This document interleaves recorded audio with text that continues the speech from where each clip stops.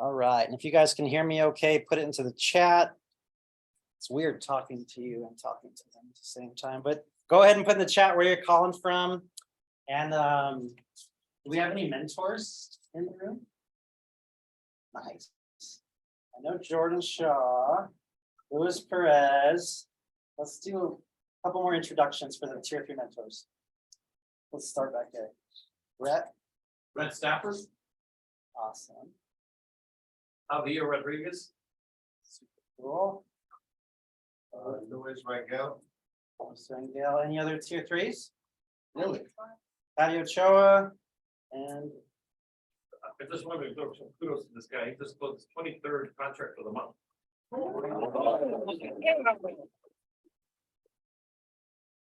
Brett Stafford, 23 deals in the month. It's gonna be how many deals a month, Brett? I'll hit 27.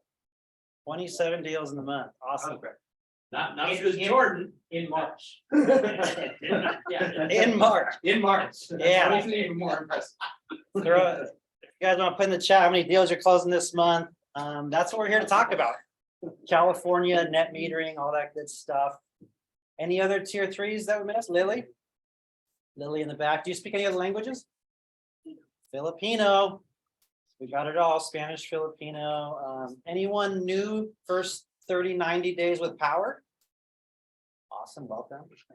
And new to solar, even like your first year in solar, maybe?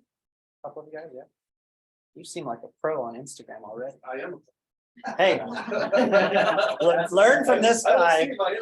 Follow him on Instagram. I mean, I'm impressed by your social media, your consistency, doing videos, sharing installs, other people's installs. That's the way, right? Like that's how we get leads. That's how my buddy Jeff Hughes started his business. So let's kick things off here. The whole point of this training, and JC Rangel's dropping his young man off at karate. He should be here in probably the next 10 minutes, but he really told me, like, Jonathan, we need California NEM battery training. Like, come into the office and train the team, please. I'm like, well, we have April 5th masterclass. And he's like, no, we need another training and then that training. And then we're going to be at Powur Day. I think SolarEdge will be with us at Powur Day on the 15th as well in Downey, which we'll talk about. So that's the whole purpose of today, to talk about this crazy thing happening, you know, in history, historical milestone for solar, the net metering 2.0 to 3.0. I actually don't mind. I don't think so. Solar power. Yeah, solar power today. The people on Zoom say I have a nice glow to my. And then the agenda today is going to be just a quick introduction. I want to set the stage, set some expectations. I'll touch on Sonova real quickly and proposal tools. He'll hear from Jordan Shaw, you know, obviously one of the top tier 3 mentors, personal sellers, expansion king. And then Jason from SolarEdge drove way far out to be here with us. So appreciate you. And then we'll just talk about next events and, you know, hopefully wrap this up under 2 hours is the goal. So take notes. We're going to just really chunk through a whole bunch of training and try to get you guys out of here by 8:30. Starting off with some recognition.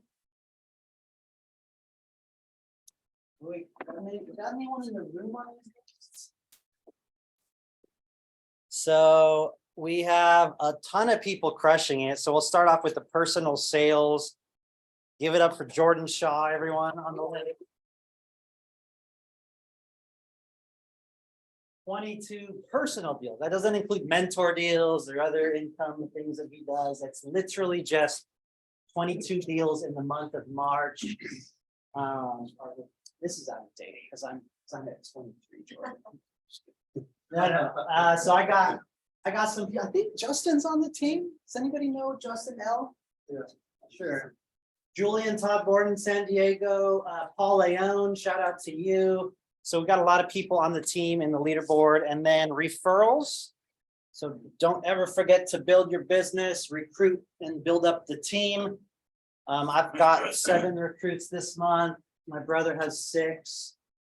Tom Cotter has 4, and Anthony DePiero. So they're building the team. That's one of the best ways for passive income and lead gen. And then let me scoot this over so we could see Janice Vaughn. Congratulations, 19 tier 3 mentor deals this month. You all know, like, the tier 3s are making 2, 3, 4 grand on their side. That's 50% of the commission. These guys are making 4, 5, 6 grand, 7 grand per deal. So do the math, guys. It's pretty motivational what you can do here. Tony Denner on the team in NorCal. Jarrett McAllister runs a virtual business. He lives in Idaho. And he actually sells virtually. He's like never been to an install. He's never been to a presentation ever. And he sells a lot in NorCal. A lot of people know Wally Arita. And we have Ishmael. Let's give it up for Luis Perez in the house. 16 deals. And you probably have some personal deals as well. Yeah, and it's out of date. There's like 3 business days behind. So these guys have all sold multiple deals already. Cynthia Elvidra is one of the best as well. So we got a ton of people crushing it this month. So shout out to all you guys. All right, so quick introduction. I want to just lay the groundwork here. Obviously, there's this thing called net metering 2.0. Really good. They buy back energy at a very handsome rate. You got to be on time of use. There's minimum connection fees, you know, maybe $18, $22, $28 a month. You can get rid of that darn bill 4 or 5 years cash. You can cut your bill 50, 60% off. It's insane. And the reality is that, like, most homeowners just waited too damn long. If they don't get it at this point, that's their fault. And that's like kind of the mindset, you know. Yes, we're going to still sign up people and hopefully they get it. And we'll be prepared to offer them other solutions just in case they don't. You know, 5 to 10% might not get it, but I'll get to that in just a second. So it's really up to us to set expectations with our homeowners, controlling the conversation, what they can get, what they should get, what options we have, and that's what we're going to touch on tonight as well. The future of net metering 3.0 and batteries. So is anyone worried about net metering 3.0? Like, are we still going to be able to sell here? Yeah. I think some people are, but I just want to paint the picture that we've had it far too good for too long. We have it better than the rest of the country. And our rates for electricity are 33, 39 cents, 36 cents. They're insane.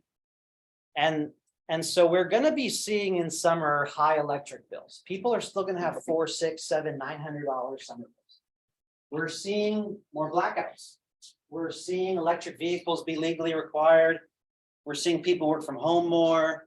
We're seeing the electrification of the home with heat pumps and everything else. It's like the future, no matter what. And I bet by July, August, September, we will see as strong of a summer this summer as we did last summer. People will still be pissed off. I do think we may see a few months where we slow down a bit, but nobody knows the difference from net metering 3.0, 7.0, 63 net metering. No one knows. Like, if you meet with someone today, do they know what net metering number it is? Do they even know if they're getting a battery? Do your clients even know the model number of the panels 2 weeks after install? No one freaking knows. So it's up for us, right, Rick? No, honestly, so nobody knows. It's just us as the professional. If you've done the homework, if you're on social media, if you're in BNI, if you're in Chamber of Commerce, if you're always posting, if you're building your team, you're building your ambassadors. When people buy the EV or they have the high summer bill, who are they going to turn to? You guys. And that's what I envision happening. And a lot of expectations are pretty strong come end of summer. So that's my vision for what we're going to see. And we have solutions that I'll show you that are already pretty strong in my experience. And then Hawaii is kind of an example for this. They literally killed net metering altogether. You give energy back to their grid, you get zero for it. But their rates are so high now, they're 50, 65 cents a kilowatt hour, that you basically get 1 battery or 2 batteries and you store some during the day and you use it back at night and it makes sense. Or we'll likely see more advanced technology where SolarEdge and other companies are so smart that if the sun is out and the home is not using the energy and the battery's full, well, maybe then we charge the car, or maybe then we heat the water with the heat pump or whatever, right? So we're gonna see those things happen, and it's gonna just be a matter of time until this makes absolute sense. And we're seeing Florida and Texas with 14, 16 cent kilowatt hour rates, 1/3 of ours, and they're signing up for solar left and right. So we will have to adapt and change our sales pitch. And like I mentioned, this summer and beyond, I really do see a strong market in California. You know, I have a place in Vegas now, and I'll be building a little team out there or doing a little lead gen out there just in case. And the amazing thing with Powur is you can move anywhere and sell to anywhere and build a team anywhere. And like some of us, you know, I had a sales rep tell me, he's like, damn, JB, I wish I was building a little team. I wish I was selling in other markets, and now California might be done. It's not really the right mindset to have, but yes, you know, there is an opportunity to protect your income with 5 different income streams here that you wouldn't have anywhere else. And then 2 more things. Interest rates are crazy right now. I can't tell you, like, we just pulled off Sunlight Financial. If you read their quarterly reports on their own website, it's not, they're not doing too hot with the SVB, Silicon Valley Bank. And interest rates and dealer fees are going up. A lot of companies aren't going to fare well by the end of this year, especially with net metering 2.0, 3.0. You know, when I'm selling in California, it's like, hey, if you go with a local company, great. But what if they're not in business when California slashes solar 75%? Who's going to help you then? And so every homeowner is like, oh, crap, like you might be right. So we just have such an amazing opportunity with this platform that's decentralized and having different lenders and panels and battery providers and all that, so that we don't go under, so that we are liquid. We have 50, 60, 70 million in the bank. We have very low overhead, and just every few months, this model truly proves itself time and time again when other companies are hurting.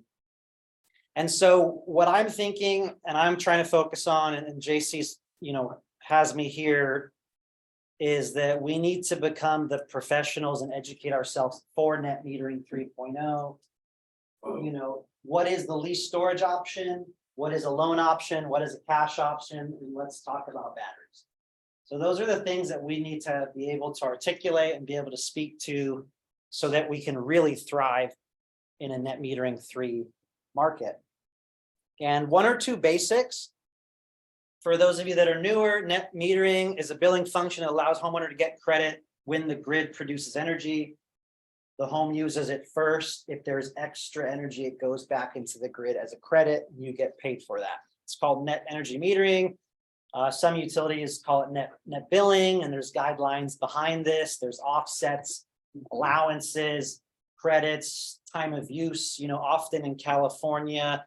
And so that's what we're going to be focusing on for this conversation, is time of use and net metering in California. Specifically, this is affecting SoCal Edison, PG&E, and SDG&E, the big 3. This is not affecting LADWP or Riverside. It's, you know, it's not affecting Imperial Irrigation District or Burbank. So those are what we call municipalities. Anaheim, they're smaller utilities that have their own guidelines for net metering and credits. So the net metering 3 billing is going to be affecting the big 3. But what we do here often follows suit with the rest of the utilities, right? They follow, other states follow. And so it's crazy. As of 2022, 30 states have net metering credits of some form. Net metering 3 is the 3rd version of California's solar policy. After April 14th, net metering 3 reduces the credits by 75%.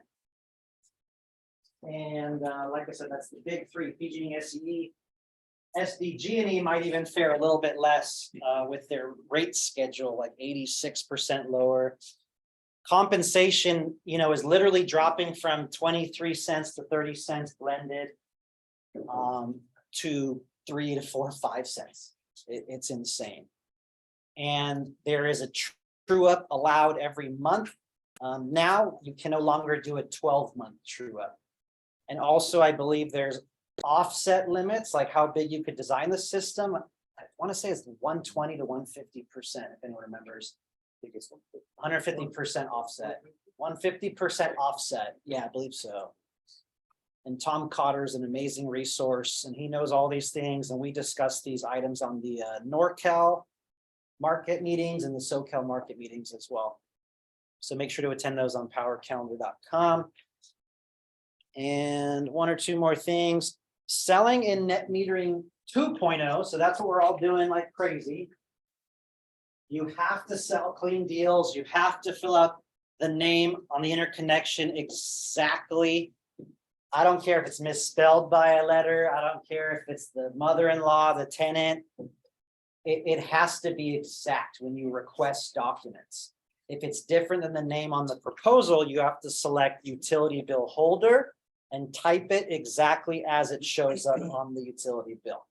If you don't do that these next few days, you could be jeopardizing them from getting net metering 2.0. I can't stress that enough. Work with your mentor or leadership if you need help with that. Powur is recommending that you sign by April 2nd to, what I say, have a good chance at getting net metering 2.0. Nothing is guaranteed right now. Nothing. And signing by April 2nd will help get you a good chance. We will continue to take sales up until the very end, April 14th, but the risk of getting net metering 2 gets higher and higher.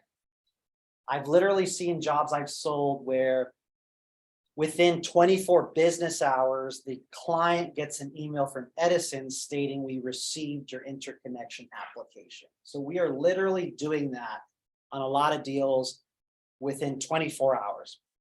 We still have a backlog of about 1,100 jobs or so.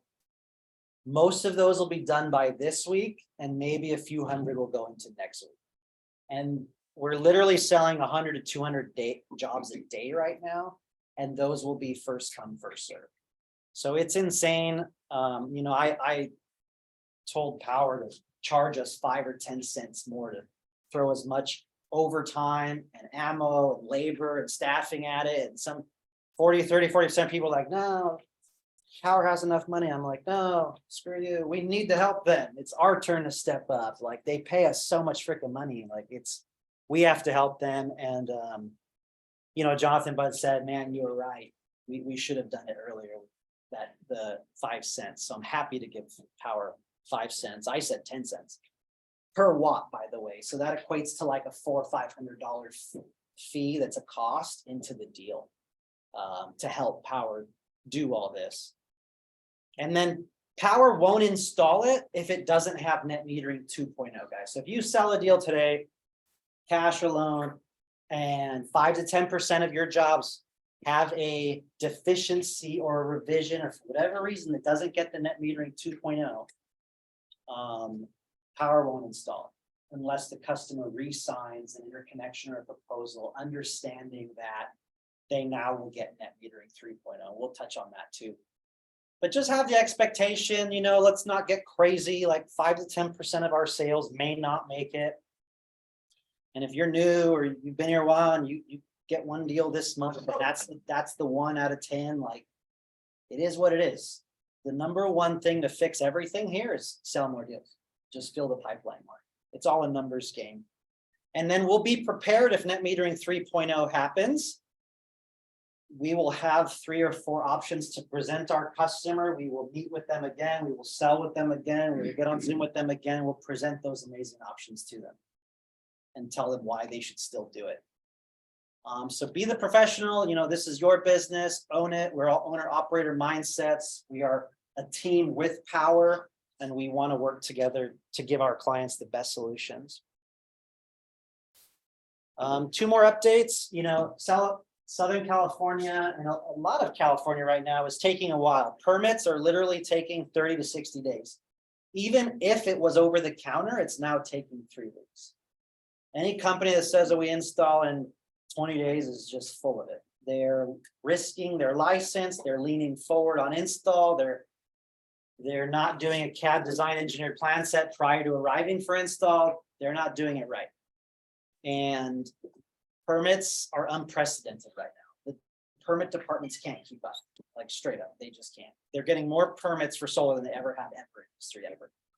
So that's a technical term. So average signing to install in Cali is likely going to be 90 to 100 days, 120 days. That's 3 or 4 months. And if it's a battery or a big system or an MPU or Edison's backed up and a meter spot, these are things that cause delays. So just be mindful of that. Set expectations. I can't stress to you enough, like if you set expectations properly, if you're aware of this, if you educate your new reps on this, they won't get in a tizzy fit when the permit's been 40 days. I don't know what to do. Homeowner's pissed off at me. Well, you probably didn't set expectations soon enough. Now, of course, there's delays and things that we can do better. And, Powur's not perfect in any way, but these are just some broad expectations. And after inspection passes, it will take 1 to 2 months to get permission to operate from the utility. And that's the new reality right now. So from signing, install, inspection, permission to operate, it's 4 to 8 months right now with no shortening in sight. It's likely going to get a little bit rougher before it gets better. And then lastly on this topic, part of how I set expectations, my assistant and I share this script with my clients. I literally sell a deal and I have a script that says, thank you so much for signing. 1 to 3 business days, we'll reach out, download my Powur.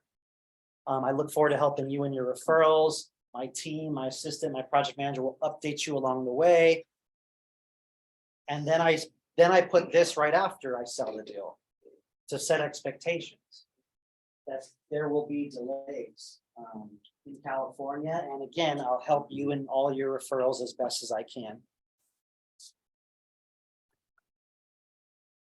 And all of this and more, is in knowledge base in Powur University. We really have some of the best training, live, in person, reporting. Knowledge base is badass now.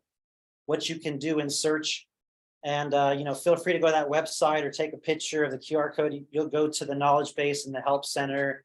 And in there, you can read the NEM3 FAQ. You can read the toolkit. You could read the market spotlight.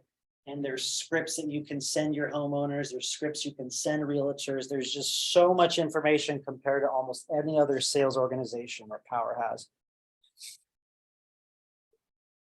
All right, any questions so far? How are we doing on the chat, Jessica? Everyone cool? Does anyone have any questions so far before I move on to Sonova? Sure. The training is going to be recorded.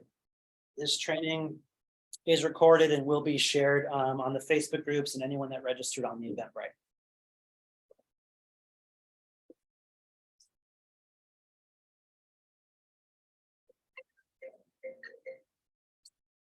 All right, so I'll transition to the Sonova part, and then we'll hand it off to Jordan Shaw and then SolarEdge, and do some Q&A towards the end, guys.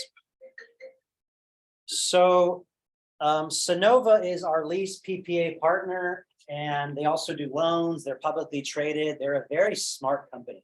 The CEO is a brainiac, and it's a great partnership that we have with them. Goodleap is a great lender right now that I'm liking, and then Sonova is another great partner, and then there's Mosaic, and now Sunlight. If we can renegotiate with them, great, but they're currently not on the platform. And just a little tip for all of you California people, if you write this down, EECU Credit Union, what was it, Jordan? EECU.org? Yeah. EECU.org. EECU.org. Just as we're talking about the lending space right now, They are a credit union in California that allows personal loans up to 40 grand with a 15-year term and a 5.5% rate, little to no fees, and you sell the deal cash. What's that again? EECU.org. It's a 40K personal loan. It takes a few days to get approved. But if you sign that deal cash today, maybe they get the credit union loan, maybe they get their own funds, maybe you switch them on Good Leap in a week or two. I'm just telling you what I'm doing right now, or things you should consider, but that credit union loan is pretty damn cool. What is it? What is it called? EECU.org. It's a personal credit union. You know what the FICO requires? I do not. I'm assuming it's 650 maybe. Yeah, EECU.org. Do they have to have any kind of special affiliation with the credit union? No, I don't believe so. They will need a proposal from Powur showing the system and the price. And then I think that within a few weeks, they give 30%. If anyone knows in the chat too, you're familiar with it, type it in the chat. And yeah, so I know Tom Cotter uses this a lot and some other people use it a lot. Or after NAM 3.0 starts, they're gonna give a free battery. Oh yeah, we'll get to that right now. Yeah, thank you. But yeah, just for that credit union, I'm just letting you know that the lending area is pretty crazy, but Good Leap and Sonova are likely our strongest partners right now. And then Mosaic is not paying M1 anymore for us. All right, so moving on to Sonova. Sonova, like I said, is lease, PPA, and loans, but we're going to focus on their promotion. So in California only, they are giving a free battery. And this will be a promo that is guaranteed till July 31st. It already started. It's the lease storage program. So it's a 25-year rental lease agreement. It's only available in the big three utilities, PG&E, SDG, and SCE. It includes 25 years of coverage, protection, labor, warranty through Sonova. And it has to be with a 2.9 or 3.9 annual escalator. Annual escalator. Now, inflation, guys, what percent do we think inflation is? 10%. Yeah, it's been 8, 9, 10%. It's been up there. And even years ago, it was still 3%. So is 2.9 or 3.9 really that hard to believe? I mean, just look at the price of eggs. $1 an egg. And what kind of battery is that? Great question. So they have to put up to $8,000 just to show a number for a legal purposes. But let's get into which batteries that they're covering. So one battery for this Sonova promo is defined as 3 of the 3.36 N phases, which is their 10 kilowatt hour. One SolarEdge energy bank, which should hopefully be in Sonova portal within the week. If we get it in. I talked to Jay today, he said this week, hopefully. Perfect. So the SolarEdge battery will be loaded into Sonova portal hopefully within a week or two. And then I don't know if I'm supposed to say, but I think Powur is in talks with Franklin, another battery brand that we offer. And so being educated on the different battery brands is very important. I think we're going to see the SolarEdge battery today, and I think what makes them really strong player in the market, DC powered and so many other things that we'll get into. And then make sure you guys on Zoom or in person take a screenshot of this. This is the current battery pricing. You have to add sales tax. So this 10 kilowatt Enphase, for example, is really a price of like $16,000 with sales tax in California. Now, these are the expected margins with every battery. And what percentage of the margin do we make as the commission? 70%. Perfect. So that is fairly current. I also want to stress that sometimes batteries have different adders. Sometimes they need the sub panel. Sometimes they need whatever wiring. Sometimes that system needs a main panel upgrade. You know, SolarEdge has technology that helps us avoid main panel upgrades in some situations. So this is a rough estimate, and it includes most of the stuff that we need to get those batteries installed. Obviously, the second or the third battery gets lower in price because you don't need the load controller and another sub panel and different stuff like that. Any questions on this? Cool. So we're going to use a quick example. We got a 8.4 kilowatt system. Let's pretend it's all south facing, no shade. We literally have the best equipment in the entire industry. REC, not SolarEdge, because they're not in Sonova yet, but we're using Enphase, 14,717 kilowatt hours, about 120% offset for this homeowner. Classic California example. Okay. So we're going to do the one battery promo right now. So $8,400 margin, we make 70% commission. We got one Enphase battery. We have a price per watt. We have it at cash, so there's no dealer fees of $5.32, or someone could buy this amazing system for $44K cash. One question. Please. You said the margin was 8,400 On the 8.4 kilowatt system. on the 8.4 kilowatt system. So we make 70% of that as our commission. Is that different from the last page you showed where it was?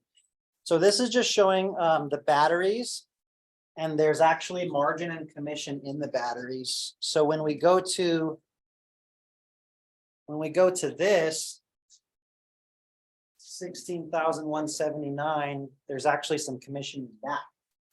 And then we make this as well, 70%. So it's a lot of money. Yeah. How do you know when to take the 10 kilowatt battery and 20? Jordan and Jason will likely touch on that question. So how to kind of pick the right size, and you know, obviously more trainings to come. This topic is literally changing weekly. So I just want to show you a quick example, one battery. Now we're going to switch. And these slides will be provided to you. I won't get into a ton of detail with Sonova's back end. Likely in 1 to 2 quarters, Sonova will be in Powur Vision. And that will be amazing. In the meantime, to have Sonova, you have to have back-end portal access. It's a separate portal, and work with a tier 3 mentor that knows how to use the back-end portal. In the back-end portal, you select lease storage, 25-year, that $5.30 like we just saw. For the battery, you put EPC to dealer $1 because they have the promo. And you know, this is a little advanced, and we're doing a 3.9 escalator as well. Jonathan, you put the dollar because you're at an 8.4 kilowatt. That We're putting $1 because it's the promo. So this is one battery, and Sonova's giving us one battery free. And this is just how they told us to enter it. even if it's a 12 or 13 kilowatts, it doesn't matter. Correct. If it's one battery, we do $1, and then I'm going to show you guys what a 2 battery looks like right after this. So we're going to do one battery free. Now this is important.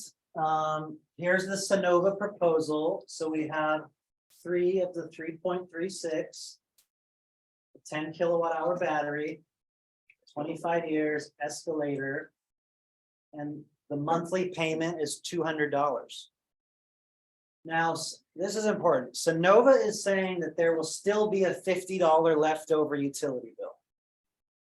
I think it's going to be higher than that with NEM 3.0. Make sense? I'll keep saying this again, but we got 120% system. With NEM 3, it'll get rid of 80, 86% of the utility bill. Sonova is saying a leftover utility bill of still $50. I think this might be somewhere in the 60 to 120 range personally. And I'll get to that. And nobody knows the perfect answer for that right now. But 203 is badass. A battery, a solar system for $203. I mean, that's amazing. And it does go up 3.9%. That is with blackout protection, 4 circuits, no HVAC, just 4 circuits or whatever. And then let's compare that to the Good Leap. So right here we have a Good Leap 25-year $799 and monthly payment you all see starting at $294. The homeowner has to go off and get their tax credit within 18 months. If they want it to stay at $294, you all know they have to give it back within 18 months. But I want you guys to do something real quickly. If you have your calculator, open up your calculator real quick. And if everyone can press 203 times 1.039. So I'm going to say it again, 203 times 1.039 and hit equals. So year 2, this is 210. Press equals again. How much is year 3? 219. And keep hitting equals until it gets to 294 and tell me how many years that took you. Who's going to be first? 10, 11 years to get to this, right? So 10, 11 years of a 3.9 escalator to get to that. No loan, no cash, no money, No debt. instant savings, no debt. It's a good, cool option. So that, so Sonova, which is leases, They do lease and PPA. They do have a loan, but work with your tier 3 mentors for more information on what they have. Yeah. Now, again, one thing I want to stress is Solo does not have their NEM 3 post solar bill calculating correctly right now. Because that says 148. And that says 50. And that's a big difference. Now, this customer, this is going to produce 14,000 kilowatt hours. So let's do something real quickly. This customer uses 12,000, and let's pretend it's 36 cents a kilowatt. So I took 12,000 kilowatt hours times 36 cents. $4,300 divided by 12 is $360 monthly payment. So we are helping a client that is paying Edison $360 a month. 203 plus $50 or maybe $100. You're still at 300 compared to 360. The day. And that's gonna get worse. SCE is gonna get worse. Thank you. Yeah. SCE is only going to go up more and more and more. But this is what I'm really like trying. This part's important to me is like we have to know what we're selling post NEM 3. We have to set expectations that hey, it could be between 60 and $130, but this is what I'm selling: peace of mind, protection, guarantees. You control your energy, you get blackout protection, and so much more. It's a more complete system now than what people went, because a lot of people didn't get the battery because they had a choice. Right. These clients are getting better deal. Yeah.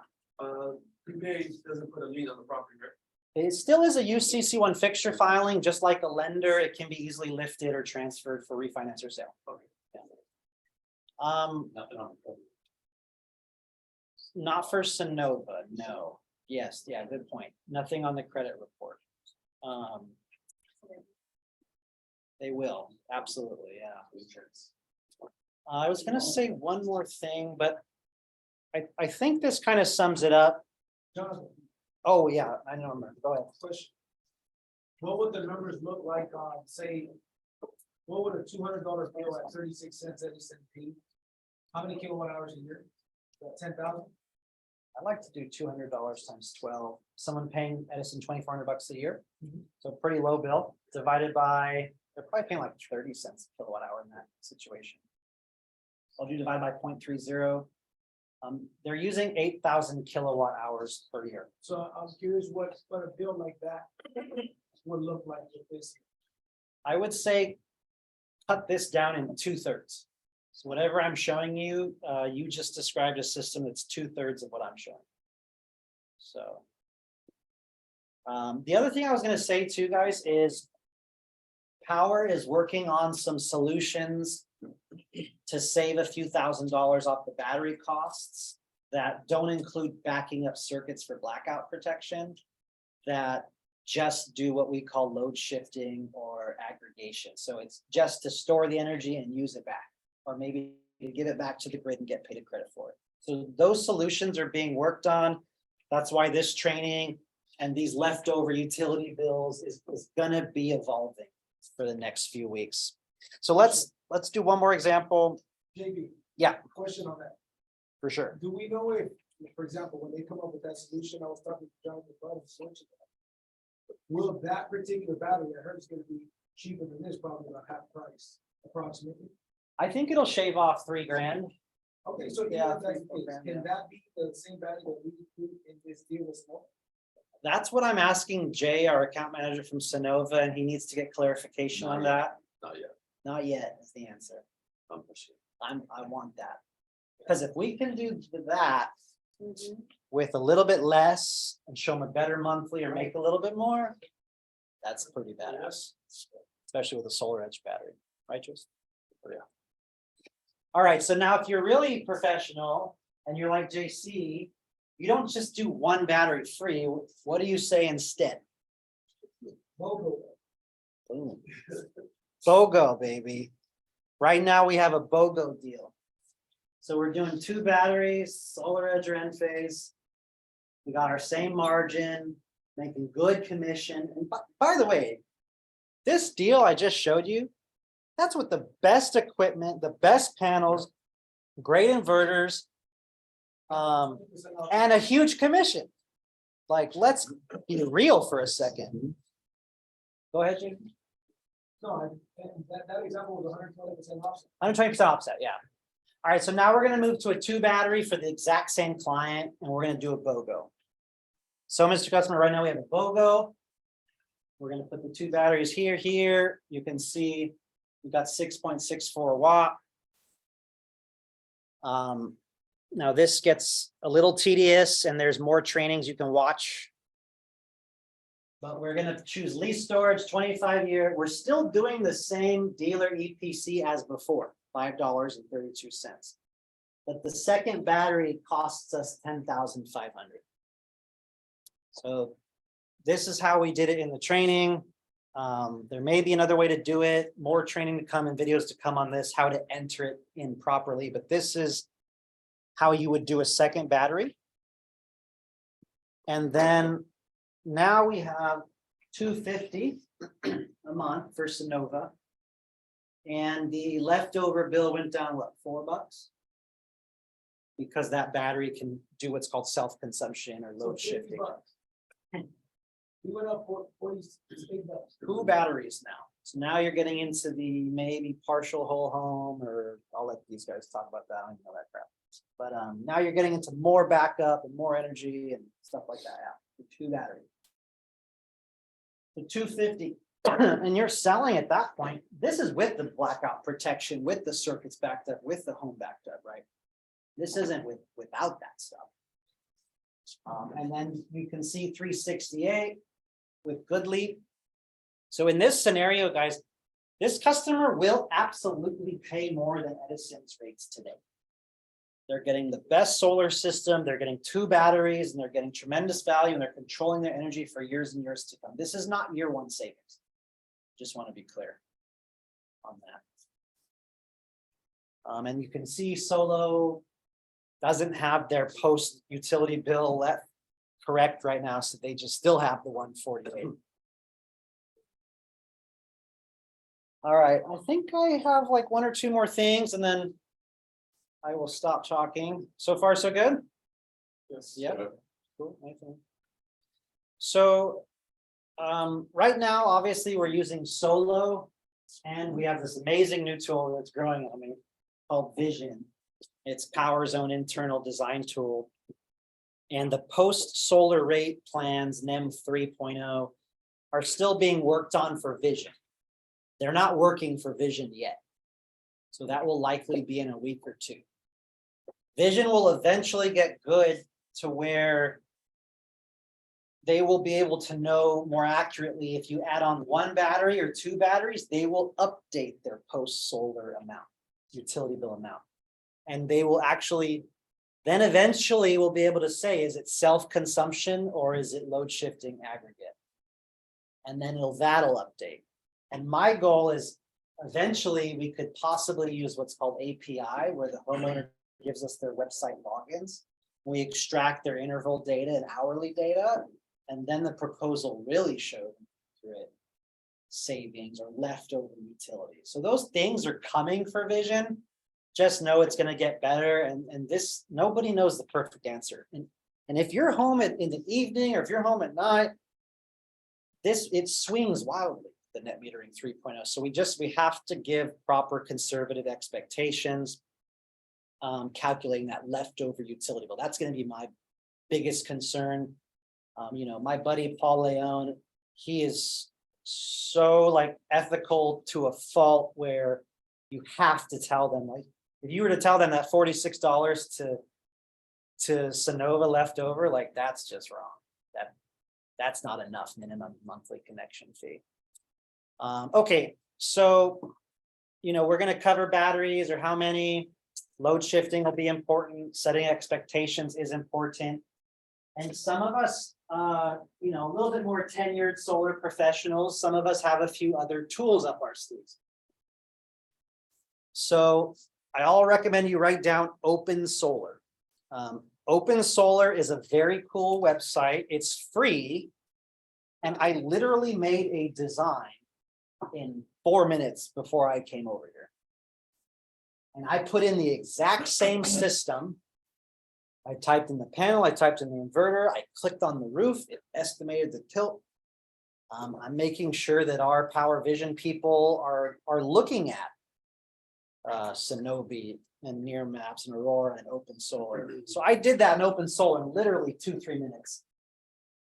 Their NEM 3 calculation, a little scary, is 167 left over to the utility on a 120% offset system. So I'll say that again. That's without batteries, which I don't know if Open Solar is savvy enough to consider batteries right now, but 120% cash solar system, Open Solar is saying could still owe 160 to the utility every month. And again, that's because you're not storing it and you're giving it back to the grid at pennies. You're not getting paid for it. So, obviously I'm focusing on the post-solar amount, and it can swing wildly, 40, 50, 60 bucks, 80 bucks, 160 bucks. Like, we just don't know what that's going to look like right now. And that's why batteries are so important. So Open Solar is free. Sonova you have to pay for, Near Maps you have to pay for, and Aurora you have to pay for. Near Maps and Aurora can be like $1,200 a year. So sometimes 4 people band together and pay for it. A few of my friends and I, we pay for Near Maps, for example, and it's just another design tool, satellite imagery and things like that. But Open Solar is pretty darn cool. I might have to update my slide deck. Any questions as we transition to the next speaker? Jessica, how are we doing on the chat? We okay?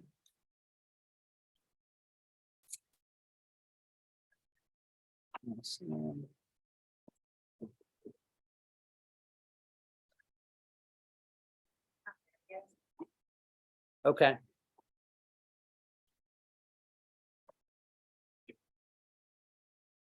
Right, so this sometimes works, or sometimes you have to click this. It just Zoom interacts with it. Yeah. So guys, I don't need to introduce this next gentleman. He's been on stage, he's trained. He's a top seller. He's on the leaderboards, tier 3 mentor, lives in Menifee, has a baby girl. He's 9 months now, almost 9 months. So give it up for Jordan Shaw, everyone. All right, well, thanks for that intro. So I'm gonna literally kind of be the precursor here for our next guest, but I'm gonna try to hit on a little bit about really just kind of the attributes, kind of tips and lessons learned with batteries. And this is just under what we have today, honestly, because nothing's gonna be perfect. In M3, that's something that you gotta understand is that every single client is gonna have a different footprint. And there's gonna be certain guidelines that we can basically adhere to. But at some point, you know, you gotta know like, hey, this is gonna be an educated guess in a lot of ways when you're dealing with battery storage.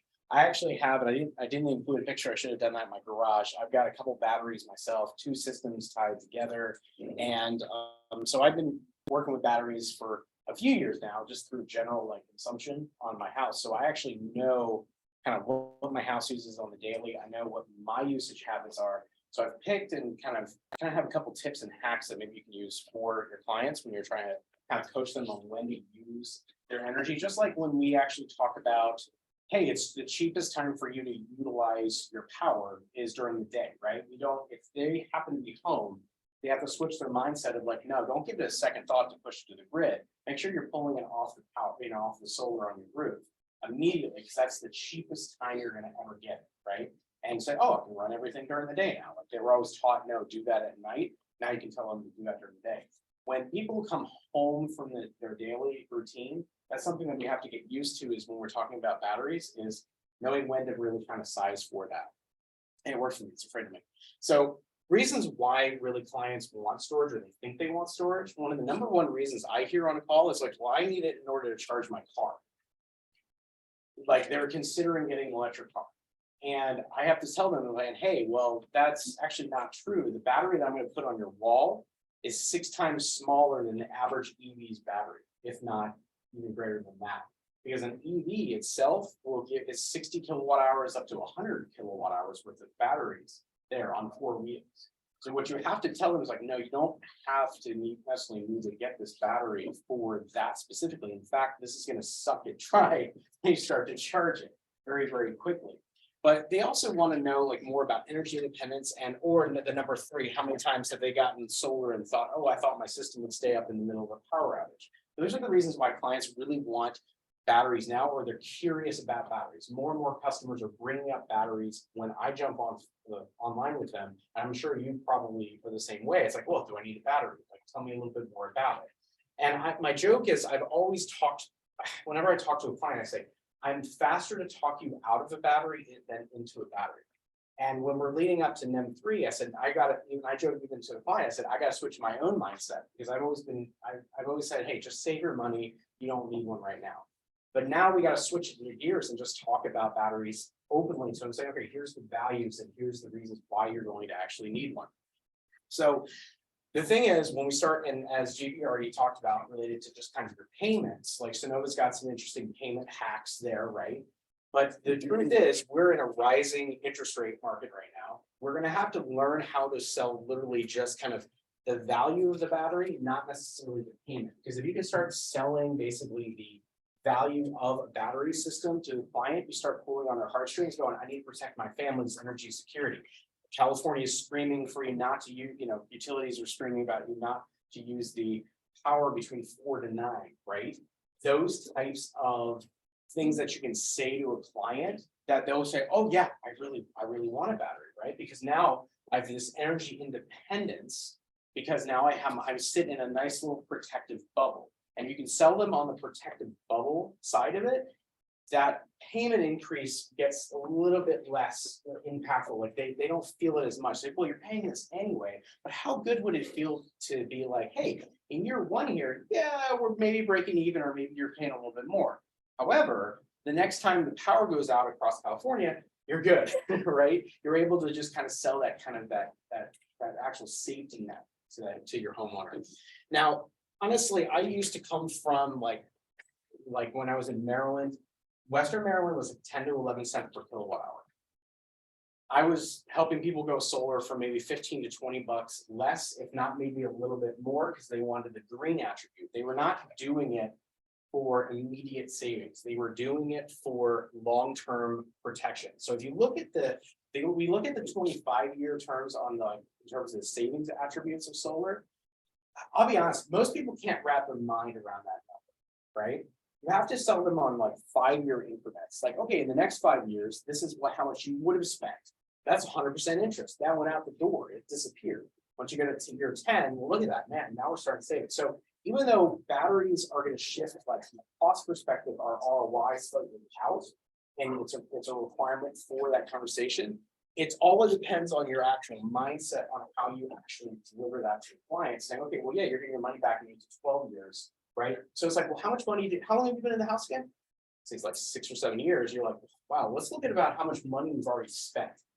And you start doing that, even though it was at today, and this is at today's rates. Of course, there's a little bit less than that, and you can say that to it, but they're talking about the tens of thousands of dollars that they can't get back because they're going to contribute that to the kids' college fund, or just the buying a new car, or that pool that they want to put in the backyard, right? And so if you can get around the value out of long-term rate protection, that and the fact that you're going from 100% interest to just value in terms of they're actually owning a system, right? We still do that same trick. This still works with batteries. It's just now we have to do that with an extra 10, 20, or $30,000. That's the trick, right? We're so used and spoiled of having like, boom, all right, this is your new payment, right? But once it starts eking up, I've been selling, and I'll tell you this.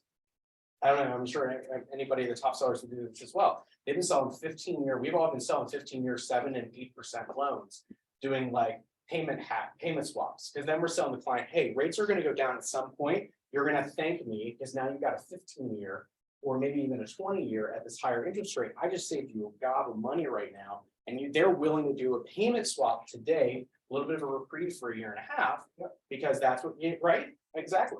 So this is going to be the same type of thing that you got to do here, because like, okay, we're right here on the line, but guess what? In the few years, as rates continue to go up, as we all know they will. I mean, I was just talking to Jason. Oh my gosh, SDG&E's price hike that's going to be in the summer. How much is it again? 82 cents. 82 cents. Well, Yeah. everybody's going to still be complaining. So it's like, okay, April's going to hit. We all take a breath of fresh air. We manage our pipelines. Some of us more than others, and then we get ready for the summer again because it's going to hit, and then that it's a profit grab. They're going to run the gravy train as long as they can. So. And then what you got to really understand, and I know this, you're going to probably hit on this a little bit more, is just really the potential for monetary value and sell back of the batteries. At some point during the year, clients are going to be paid. I think it's September timeframe is when it is. It's when they need the energy the most, when they're screaming for us not to use the air conditioning. They're going to ask you basically your clients to dump that energy back. And they're going to pay through the nose for it because they need that. You're going to save them money from actually having to spin up peaker plants to actually keep the demand going. And so this is, you're going to be able to sell the monetary, say, hey, you're going to do like $300 or $400 that month. Man, how good would that feel in the middle of September? Going to depend on the size of your system. Okay, if they're spending, I think it's like $3 or $4 per watt or something. Anyway, kilowatt hour that they're actually selling back. It's something insane. It's like really, really high. And so then you got peak, and you're obviously doing the peak rates and the load shifting during the summer. There's no 4 to 9. That's the other thing to remember is you get to tell your clients, hey, you can ignore 4 to 9, 5 to 8 now. You put batteries in, shift it around. It's like, wouldn't it be nice just to do whatever the heck you want during that time? Once you get that through to them, they're like, oh yeah, just forget you guys, Edison, like whatever, right? So. Anyway, one of the things that we're so used to doing is really oversizing our system, right? We're gonna have to get ourselves out of that mindset of oversizing the system, because even though we can go up to 150%, that extra 50% is completely wasted unless they are using it at that moment. So unless they're charging their car in the middle of the day to their home, which is not the case, that the extra 50% is making one person basically profit, and that's the utility. So you have to, instead of doing 120% and 150%, all that, you want to actually scale it back to more of like an 80, 90 to 100, depending on the situation. You're going to want to switch back. I think Arizona APS does this as well. Like you want to sell around 80 to 100% for similar reasons, because their costs are like SRP. It was SRP, right? Yeah. sorry, as SOP you want to do, I was on the market update and I learned that one. I was like, oh, wait, your rates are like 8 cents every other time. And then only 20 cents at this point. I'm like, man, that was like my old school rates.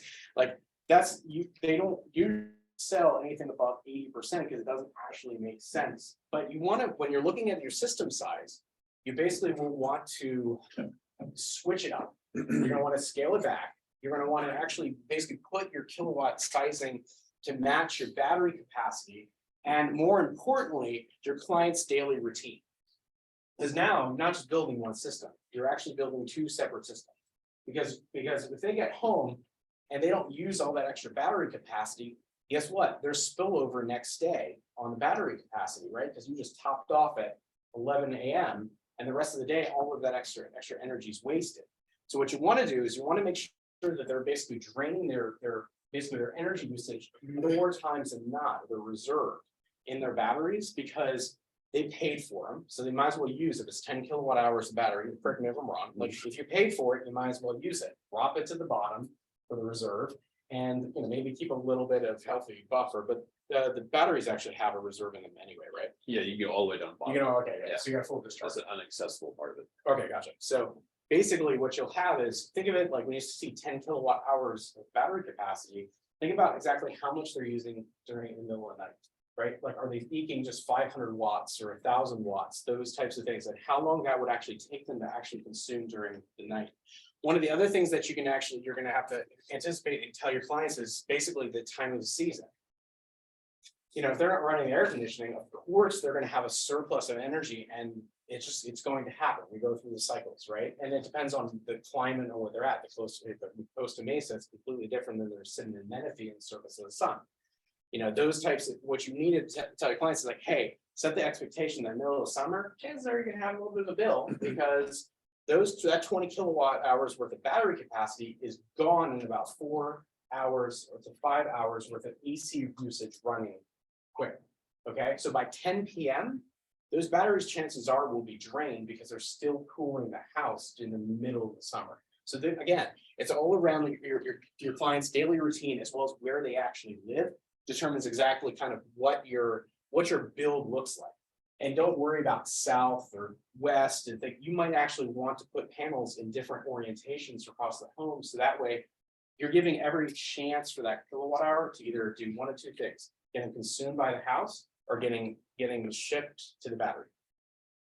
That's what you got to think about. It's making sure it's the same reason why you do that in like IAD. Gosh, IAD. Yeah, it's just in those different. So 2 projects, that was enough. That's like those. Oh man, your stickers are missing. Well, okay, so anyway, yeah. Anybody else, right? So, but one of the things that you got to realize is that you want it to ship to 2 different places. It's either to the house on demand consumption, or it's going to be to the battery pack. Anything that's spilled over, count that as wasted energy. Just count it as I mean, even though we're going to get something for it, and maybe something more than at other times throughout the year, that's something that you just think about. It's like, okay, how do I avoid shipping any kilowatt hour to the grid as best as I possibly can? And like I said, because we have seasonal, things like we're spring, obviously going to produce tons of excess energy. It's not perfect, and the fact that we're going net billing instead of net metering means you're just not carrying that over to another month. So again, we have to give ourselves some grace here as well. This is why none of the calculators are really up to date. It's because, well, what's the leftover bill going to be? What's the client's usage? Well, how do you, everybody's going to be so different. So everybody is, us sizing it correctly is going to get more happy customers, because the ones that don't size this correctly, those same clients are going to go to the Facebook groups and stuff and go, solar sucks, it doesn't work, all of that, all the stuff that I, as the expansion team, take out the true up bill. The reasons why I come swooping in is because of the other people that didn't size it right, but we need to size it right as best we can, and then set the expectation saying this is why it's probably not going to get rid of it. Okay. Anyway, one of the things I wanted to tell you is EV charging. So if your client actually has an EV, encourage them to actually start charging that thing somewhere between 6 to 8 a.m. So if they're not like have a really early commute, the reason why I say this is because they will actually exhaust the battery pack, because the battery packs are going to basically backfeed to the house, pull the energy, because all it's doing is feeding a main panel, even if it's not on the backup circuit. So we're talking about it later, but Even if it's not on a backup circuit, it doesn't matter. These batteries basically feed the main panel, all circuits, as long as the grid's basically up, including that EV charger. So you want to actually exhaust the battery pack into the EV, because what it does is it gives that client, and if they're, especially if they're charging on the daily, a fresh start on that battery pack to count another 20 or 30 kilowatt hours worth of energy for that day. Remember, it's spillover. If it's going to the grid, go ahead and start making sure your EV charging basically is picking up the extra. And I think some of the EVs are getting smart with this as well. It's like, hey, if I have extra capacity in the battery banks, the smart chargers basically say, hey, you need to start charging. So that way it's taking basically any of that spillover and pulling it into the battery pack. So that's a little bit of a hack, something I do, just drain the battery pack and just make sure that it has a fresh, it's fresh go. All right. Something else that you might want to consider is basically this availability of the space of these battery systems. Lithium ion, right? Okay. So lithium ion, if you're in Temecula, if you're in Menifee, if you're in some other areas, I think San Diego County too, they're putting in like 3 to 4 foot rules between these batteries. So if you're selling 3 or 4 batteries on a system, make sure your client has a space for it, number one, whether it's inside or outside. And if it's inside, you're going to probably have to have a hardwired smoke detector as well inside the actual garage. Okay, so just make sure that you actually have the wall space available, or they're okay to like occupy. Hey, by the way, these are not going to be stacked neatly together. These are going to be spaced evenly apart. And here's why: just local codes, things to actually consider. This also opens up a really awesome world of like smart home solutions, though, because there's a lot of smart panels out there like Span, where you're going to get the clients that go, wow, I can get a battery, but I said, oh yeah, but I can give you control over every circuit in your house. You get to see what everything's actually consuming through these smart home solutions, these smart panels. So it's literally a retrofit. It doesn't replace the full main panel. It's actually kind of like a sub panel, particularly for a backup circuit. That's usually what a Span panel actually is for, but these other types of panels out there. But those panels basically allow you to move every single circuit onto the backup and then toggle backup the circuits on or off based on criticality. So what you get is basically, oops, did I like, what I mean? Oh, gotcha. So basically what you get is the ability to see energy draw, but also to prioritize your workloads. The gotta haves, anything that's basically, doesn't matter what the capacity of the battery is, always feed these circuits. The nice to haves, if the battery is above 50% capacity, if it drops below that, kill my AC, like things like that, okay? And then the ones that are like, I'm not putting my EV charger on the backup circuits, therefore, forget that, that's actually isolated. So there's different ways, and you can actually Google these as well. And if you need any information, just let me know. But these types of, I actually have a Span panel in my house, so I love it too. Just I'm a geek, I'm from the IT world. So I like knowing exactly what my house is using across every single circuit. I also like to keep tabs on what my energy draw is. So leading up today, I was like, okay, well, what am I actually using in like at night? And I'm looking at it, I'm like, oh, like 500 watts to 1,000. If the dishwasher is running, like you can actually see exactly what your house is using. So things like that to actually for consideration here. What questions do you guys got? Any questions? Yeah, I do. Sure, go for it. So when do you know when to put a 10 kilowatt battery in a 20? Yeah. So basically, and I know you got a whole deck on this too, but it's going to come down to literally the system size compared to what your client's usage is going to be. So it basically, I say a general rule is somewhere between 4 to 6 kilowatts of PV for basically one 10 kilowatt hour battery pack. But again, depends on the orientation too. So now if the house is constant, somebody's in the house all the time, that's going to ebb and flow because all the extra circuits in the house are going to be using extra energy. So if the house is completely empty in the middle of the day, you're going to need more batteries for whatever usage they're going to need at night. So it's going to be really critical to get like different data, like green button data, different like hourly basically specs if you can get it for what they're using at night. This is where we kind of need some grace for ourselves too, because you're just not going to know all the time what they're going to use. All right, what's in the house, right? Just start asking those questions. Like, is it like a dual oven home? Right? Do they always cook on the Traeger out back, which barely uses any energy, or they actually, they have an induction cooktop or other things like that. So it's gonna basically be around your kilowatt size of your system based on that. Now, think of it this way. Well, this is another good math hack for you, is if a 10 kilowatt hour battery, okay, you got that, and you exhaust that every single day, just multiply that by 365 days a year.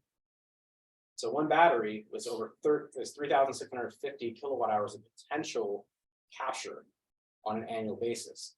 Then start looking at what your system size is and what the hours that kilowatt hours can be, or that are going to be produced, knowing that some of that will never make it to the grid and will never make it to the battery because the house is using it on demand. Again, it comes back to knowing your client's habits as well. So, but that's something to easily think about, is one battery pack can actually hold all of that capacity, right? I'll So, just- sorry, Yeah, go ahead. and Jason will touch on it more. I definitely think this topic will be heavily covered at the master class next week, April 5th, 9 to 1. A lot of heavy battery will be done there. I think Michelle from SolarEdge will be presenting as well. And yeah, I mean, a lot of this will be evolving. If you have, depending on the size of the system, you may need, 2 batteries, 3 batteries for a bigger system because you don't want to lose it to the grid. And then if the customer wants partial home backup or full home backup, like if they want AC, or that's 2 or 3 batteries minimum. So it really depends what the goal is. Is it to like backup circuits, or is it to do the load shifting or the self-consumption, capture it and reuse it? It gets pretty complex. I try to keep it simple. And I'm sure we'll touch on it more. So Jason, we'll see what the master. Now, one question on that, Jimmy. Yeah. How many, the Sonova, how many Yep. batteries do they go up to that you can use with that deal? Maybe 3 batteries, 4 batteries, Well, one is free, so you can likely do 3 or 4 batteries. I don't know what Sunnova's current limit is, but I'm guessing it's around 3 or 4 batteries. So, yeah. Jordan drove an hour and a half to be here, guys. So let's give it up for Jordan.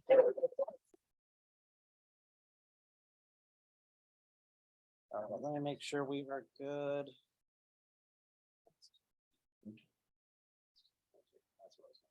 I think I needed to disable it. I'm not sure. All right. So now we're gonna move into the SolarEdge training. Any other questions, guys?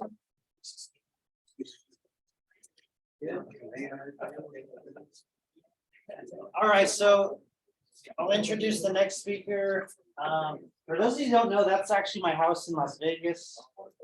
I got a pretty cool SolarEdge battery and an EV charger. So Jason works with SolarEdge, and he'll be training us today on some slides and then do some Q&A as well, especially for those of you in the chat. So keep some questions coming, keep in the chat, and let's give it up for Jason, everybody. Yeah, tell you. Yeah, That's right here. whenever you want. Okay. You're good to go. All right. Should be good. You okay? We're good. My name is Jason Duelle. I'm the SolarEdge sales rep for Powur.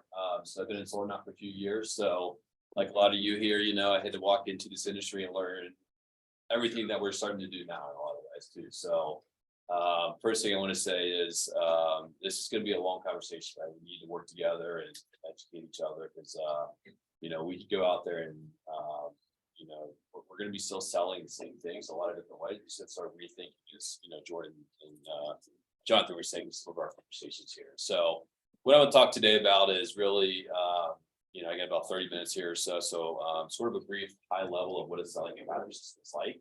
Well, it'll be more of a technical conversation here, but ultimately, feel like we should just get the conversation started and then let's obviously, break it down from there. So before I jump in, who has sold a battery system before? Just a couple people. What was some of the experiences like for you guys out there when you're selling them? Was the conversation different than it is today when you're selling just obviously PV offset? Yeah, partial versus like whole backup. Yep. The things and what loads you want to back Yep. up. Mhm. It only backs up 4 loads. Yep. So what do you want to back up? This is the house. Correct. Yeah, so I think we've seen even this winter time, more and more outages across the state, right, with all the severe weather. So no matter what, backup power will become a bigger part of this conversation moving forward.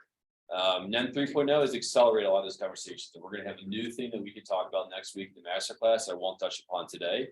That will still allow us to go out to those homeowners who have not experienced a backup or an outage, I should say, in a grid, and offer them a solution more akin to their interest in like some reliability from high bills, right? So we'll cover backup today. We'll have more to talk about. This will be an evolving conversation. So with SolarEdge, we have what we're trying to do is create a smart energy ecosystem. So I think that's an important thing to keep in mind here. We've walked in and we've talked about how we're selling solar in the past, right? But with NEM 3.0, we're really kind of transitioning into a world where we're selling energy now. We are now being a true smart energy consultant. And I think that's an important thing to kind of reframe what we're thinking, because we're not going to walk in and we're going to talk about how much solar modules can produce. We're going to be talking about how much energy we're going to provide you and how we're going to use it in different ways. And so what we built here, we call it a DC coupled system. Is that familiar, that kind of term to anybody? Does that make sense? Yeah. You want to tell me what it means in your words? DC direct current. Yep.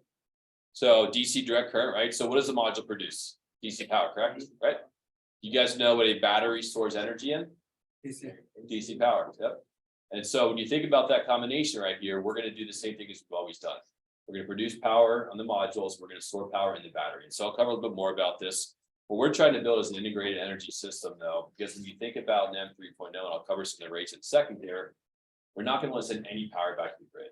Anytime power is clipped, whether it be at the module, at the inverter, or anywhere, it's really harming the consumer because these bills are continuing to go higher and higher and higher.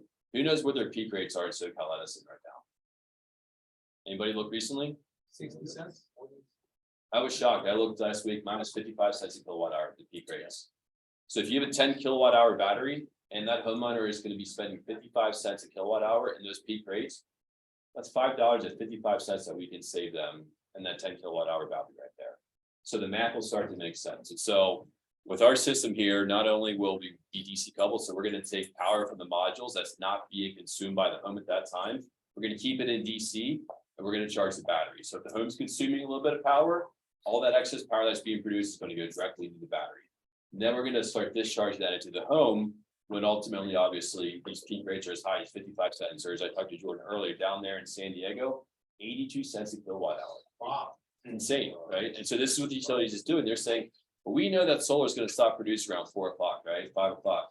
Guess what? That's also when homeowners are cranking their bill or their air conditioners.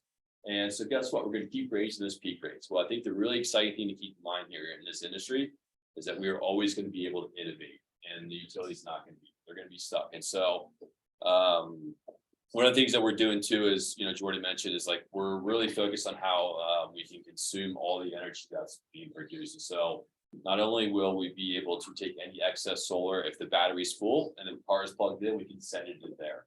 We have another product that we're going to come out eventually in the US called a smart hot water heater, where if the car is full and the batteries are full, if you have an electric water heater with a water tank, we can start sending solar energy and heat that water up now. So instead of having to buy power or anything like that. So point being here is that, we're ready for this transition. It's going to be a long conversation on how we get there and a lot of effort between each other here to learn, but ultimately we're more than prepared to do it. And so one of the things that we want to think about is like, really, how do we simplify this conversation for homeowners? These are just a few examples. We're going to really set up some trainings to help guide you guys through some of this process. And so we'll have more to come on this, but one of the things that, you're already asking, so let's take a look at your utility bill. That's not going to change. Now we're going to say, let's take a look at your utility bill and let's talk about, how you pay for electricity now and how that changed when you go solar. What's your understanding of California solar policy? I've been quite surprised at how many homeowners are actually familiar with the term NEM 3.0. I thought that was more of an industry term, but more and more people understand what's happening. And so this conversation will ultimately be a little bit easier.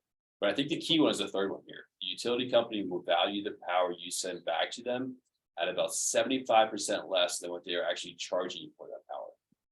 Pretty frustrating, right? So you build some emotional pain to help them understand that, over time, this is continuing to get worse. And the good news is we have an option for you to become your own power plant. If you want that resiliency from these high rate increases, nobody likes paying those $500 bills in August, September, right? Nobody does, right? And so we will continue to have a solution for you. This gives you more control and predictability over your energy bill and will allow you to store the solar power you produce during the day, sending it back to the utility. So this is sort of a quick visual of what we're talking about. Right now, in these off-peak hours, you can run on solar and you can charge your battery. So let's say hypothetically the solar is producing 5 kilowatts at another time. The house may only be consuming 2 kilowatts. There's extra 3 kilowatts you're going to charge the battery. All of a sudden now the sun starts going down. All the PV is going to stop producing, but those batteries have been filling up throughout the day. 4 o'clock hits, these peak rates kick in, 55 cents, 82 cents. Now, instead of sending power back to the grid, we're going to self-consume that energy. So from 4 o'clock to 9 o'clock, we'll put enough batteries in the wall so that as those batteries charge up throughout the day, from 4 o'clock to 9 o'clock, they're going to start to discharge into the house, not back to the grid, into the house. So we're taking that house off the grid even further now. So they're not even buying power during this peak rates. And that'll continue out throughout the night. If you really think about what we're doing in M2.0, we're not doing anything different right now. What happens when a home is consuming power that they're not using the solar in M2.0? Exactly, right? So the homeowner gets what, 30 cents a kilowatt hour for that. And then what do they do at peak rates? Instead of obviously the solar producing, they're buying the power back. So we are kind of using the grid like a battery. So if you think about that and kind of reframe your thoughts here, we're doing the exact same thing. The only difference now is instead of using the utility and obviously the harm they cause in some of these homeowners and the high bills and all that, we're putting a battery on the wall and ensuring them that if those peak rates go up, that they won't face any of the challenges that we're seeing right now. Does that make sense? Any questions like self-consumption and really the concept that we're pursuing here? Were there other, from the prior slide? Yep. Were there other scripts as there as well? That utility company was already and that got it. Yeah, this is an idea of just like, we're going to help you guys and build some trainings and some pitches, some objection handlings on how to have this conversation. Like you guys, and just like everybody else in the industry, we're trying to race to get ahead of all this too and build some material and all that kind of stuff right now. So, we'll have a lot to come here. And I will say one thing too, or forget about it. We are working on our own proposal tool that I'm actually going to have a demo on tomorrow morning. And Mind if I take a picture that we did that on? go for it.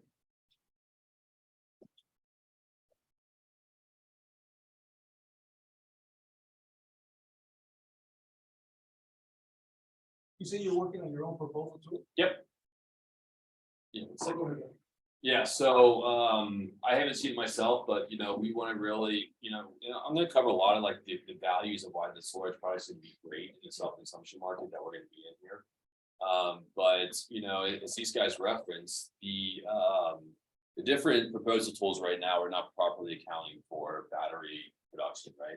And so the numbers are not quite making sense, and we decided we're going to take it on ourselves, and we're going to show them how it will. So if this comes out as they're telling me, so I'm not declaring victory until I see it myself right now, but what we're working on is the ability to export what we call green button data directly from the utility's website, import it directly into our proposal tool, because we're building the sizing of the system, the design side of it, like how many batteries and all that.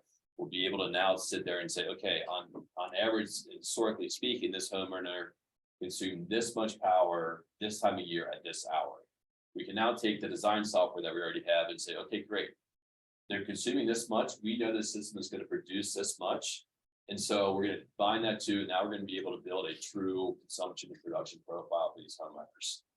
So more to come on that. I haven't seen it myself, just a little precursor to you guys, but your success is our success, right? And so we want to give you all the tools to go out there. And we're not trying to compete with Powur Vision. Ideally, we take an API and let them take all the data and the knowledge that we've already built there. So ultimately, the point of this is like, we want to give you guys tools to go out there and win in this M 3.0 world. Any other questions before I move on here? Yeah, let's say there's an outage. Yep. How long does a 10 kilowatt system battery, 10 kilowatt battery last? It's a great question. I'll get to that in a second if you don't mind. But let me ask you, you said 10 kilowatt battery. So quick question for the group. Who knows the difference between a kilowatt and a kilowatt hour? Wait, can you repeat that? The difference between a kilowatt and a kilowatt hour when it comes to batteries. There's an analogy that Mike Patterson Mike Patterson, one of the other mentors at the Power Group out here in Florida, used that I thought was really, really great. And he likened it to a car. You know, kilowatts is power. So kilowatt hours is energy. Really, it's time, kilowatts per hour. What Mike said was, you know, if you take a look at a car, you know, a car has a horsepower rating and a mile per gallon rating.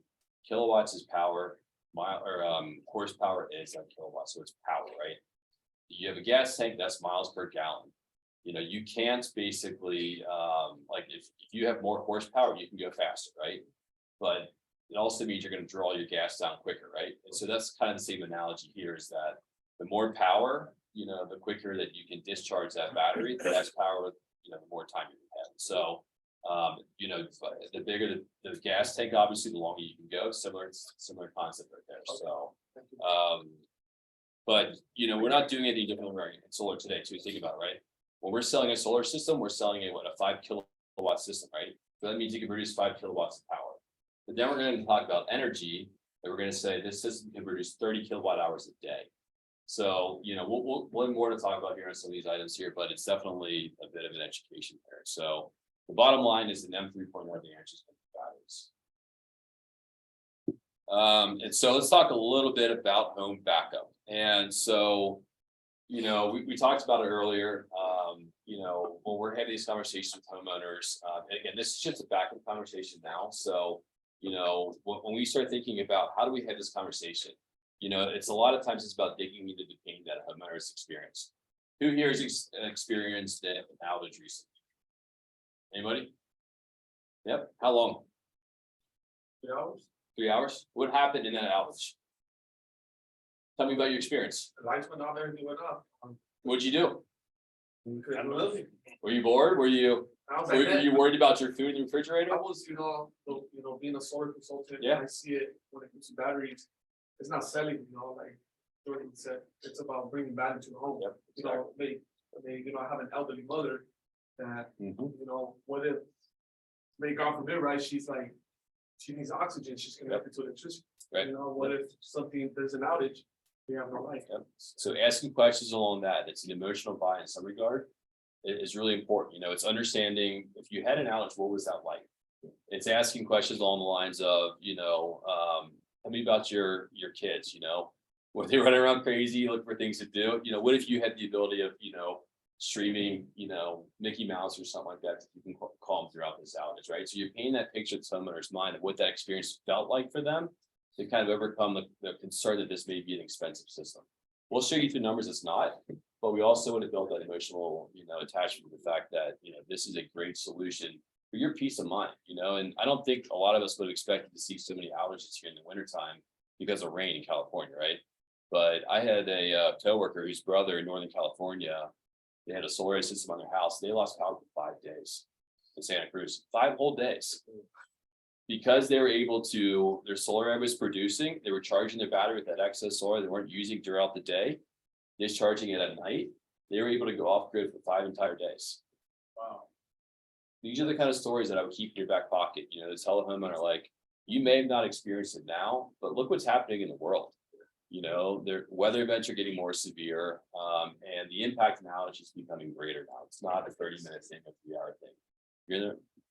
And so we'll talk a little bit more about here, essential backup and full home backup as well. One thing to note on too, for that homeowner peace of mind, the system is designed to basically alert the homeowner if there's going to be a pending outage. So if all of a sudden we get into the fall, high winds are picking up, and you suddenly say, I need to shut down the grid in this area because I'm concerned about wildfires.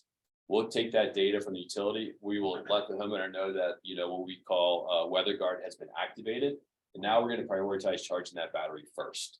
So the homeowner now has assurances that through the hardware and solar that we're selling, that ultimately that if there is an outage that is being forecasted, that system is going to react automatically and start charging that battery to make sure that, when that outage does happen, the homeowner has as much power as possible.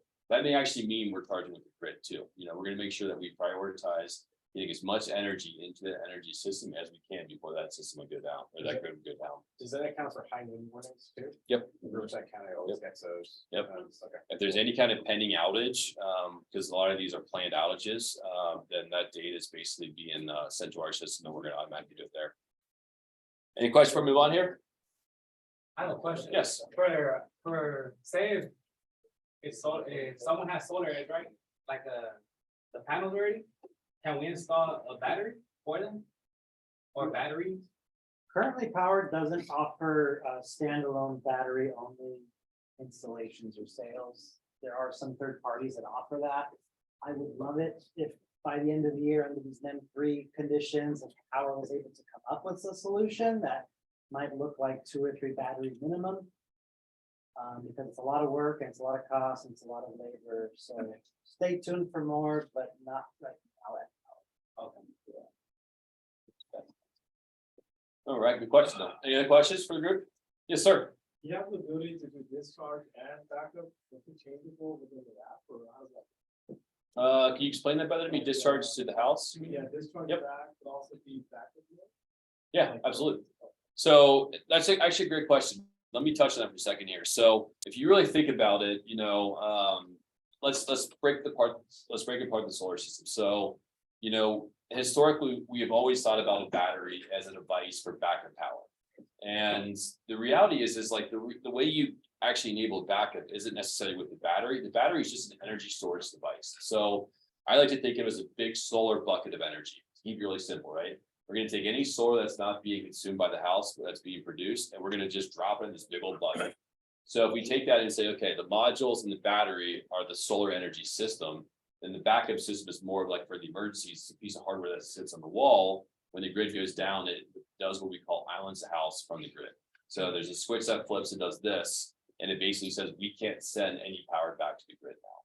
So if we break that apart and think about what we're doing now, and let's say we draw an imaginary line down the middle, we have the backup hardware here, and then we have the energy system here, meaning the modules and the battery.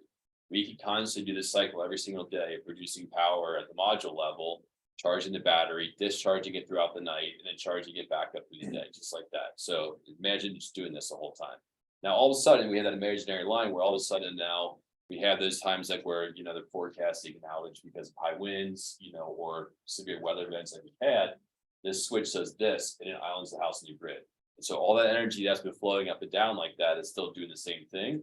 So yes, we can do absolutely both. So it's important to kind of think about that separately, because what we'll talk about next week will really highlight this. So I invite you to kind of keep in your mind the battery as an energy storage device. The battery itself is not directly tied to backup. It's what we use to power the house later, because obviously solar doesn't produce, when it's dark, right? So just it's an important kind of thing, I think, to kind of make it as a break in your own mind, because I had the same trouble too. I'm kind of tied to that question. Yeah. Yeah, I feel like you described a self-consumption model, like charge years later and then some backup. How does load shifting fit into that? Like, do you have to decide like, yeah, I want to load shift or I want to self-consume? Define load shift for me, just don't mind too. So like you program the battery to get back in the winter at 6 p.m. Yep. because they pay 30 cents. Right. At this hour, at this season, and Lord knows how they're gonna program the load shifting. Every hour of every season, every month changing, but The 500 different like, export do grids. we know if, I mean, self-consumption is a no-brainer. Yeah. But like, I just wonder, is there any, thoughts to load shifting currently, and then you kind of probably have to choose self-consumption, load shifting is my guess. Yeah, so he's asking a great question, and that's the reason I asked you to define it, is because there's a lot of new terms that we're gonna need to learn. So when I say self-consumption, what does that mean? Do you want to volunteer an answer? We're gonna self-consume all the energy that we produce. And so that means that whatever power is not being consumed by the house is gonna charge the batteries up. When those batteries drain all the way down, we're not sending any power back to the grid. We're gonna basically self-consume that. So when those batteries go empty, all of a sudden now we're having to buy energy from the grid again. So that's a pure self-consumption system. We're just consuming all the energy that we produce until there's none left. What he's talking about is what we call load shifting. So I'll get to it. Actually, I'll just jump ahead a little bit here. I have a question. Yeah, What's the release cycle on these batteries? so that's a great question. So.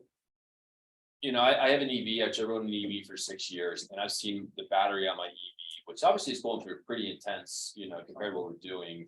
All the acceleration, de-acceleration, all that. I've lost, I think, 6% of energy over 6 years. So our battery has a 10-year warranty on it, and there's no cycle count, meaning you can charge and discharge that battery as many times as you want inside of 10 years. Other batteries, Tesla included, Franklin, they all have a charge and discharge cycle counts. So if you go, actually, our battery has a 70% capacity retention. So it's a 10 kilowatt hour battery. Do the math on 70% of the 10 years. That means that the homeowner is guaranteed by warranty to have a minimum of 7 kilowatt hours in that battery. So if you have a homeowner who has an expectation that at year 10, I'm going to need to replace this because it's going to be out of energy, they're probably thinking about their cell phone where they're like, you know, I've had a cell phone for 2 years. The battery doesn't work anymore, right? That's probably where it's all coming from. We're going to guarantee by warranty that inside of 10 years, you will have 7 kilowatt hours, 70% of that usable energy left. Capacity. Correct. Yep. And so obviously now in year 11, 12, you know, batteries do degrade over time. You know, I don't know if I have an answer for you on exactly how long that's going to take, because that's going to vary No, by you answered house. the question because but I you- was that's- geared yeah. towards the warranty. That's Yep. what I was asking. Well, and I think that's important to put it in terms of that, you know, when you say 70% to a homeowner, they may not really think about what that means, right? But by saying that 7 kilowatt hours left, you're buying a 10 kilowatt hour battery, you're guaranteed to have 7 kilowatt hours in year 10. You're really assuring them that after that year 10 period comes out, you don't need to expect you're going to replace this battery. If it drops below that, we'll replace it for them. So it's a great way to kind of bring it back to ground and say, like, you know, this battery is not a cell phone battery. It is designed to last this long. And if it dips below 7 kilowatt hours, you get a new one free of charge. So, yes, question? For the battery, power, service incentive. Are you referring to the enhanced services program that we're doing? The Power Care With 30 your warranty? So there's like a problem with production, power, so. Yes. Yeah, we'll probably need to discuss a little bit more depth with power, but you know, it is it's a rebate that we're paying for every system that you sell, that's SolarEdge.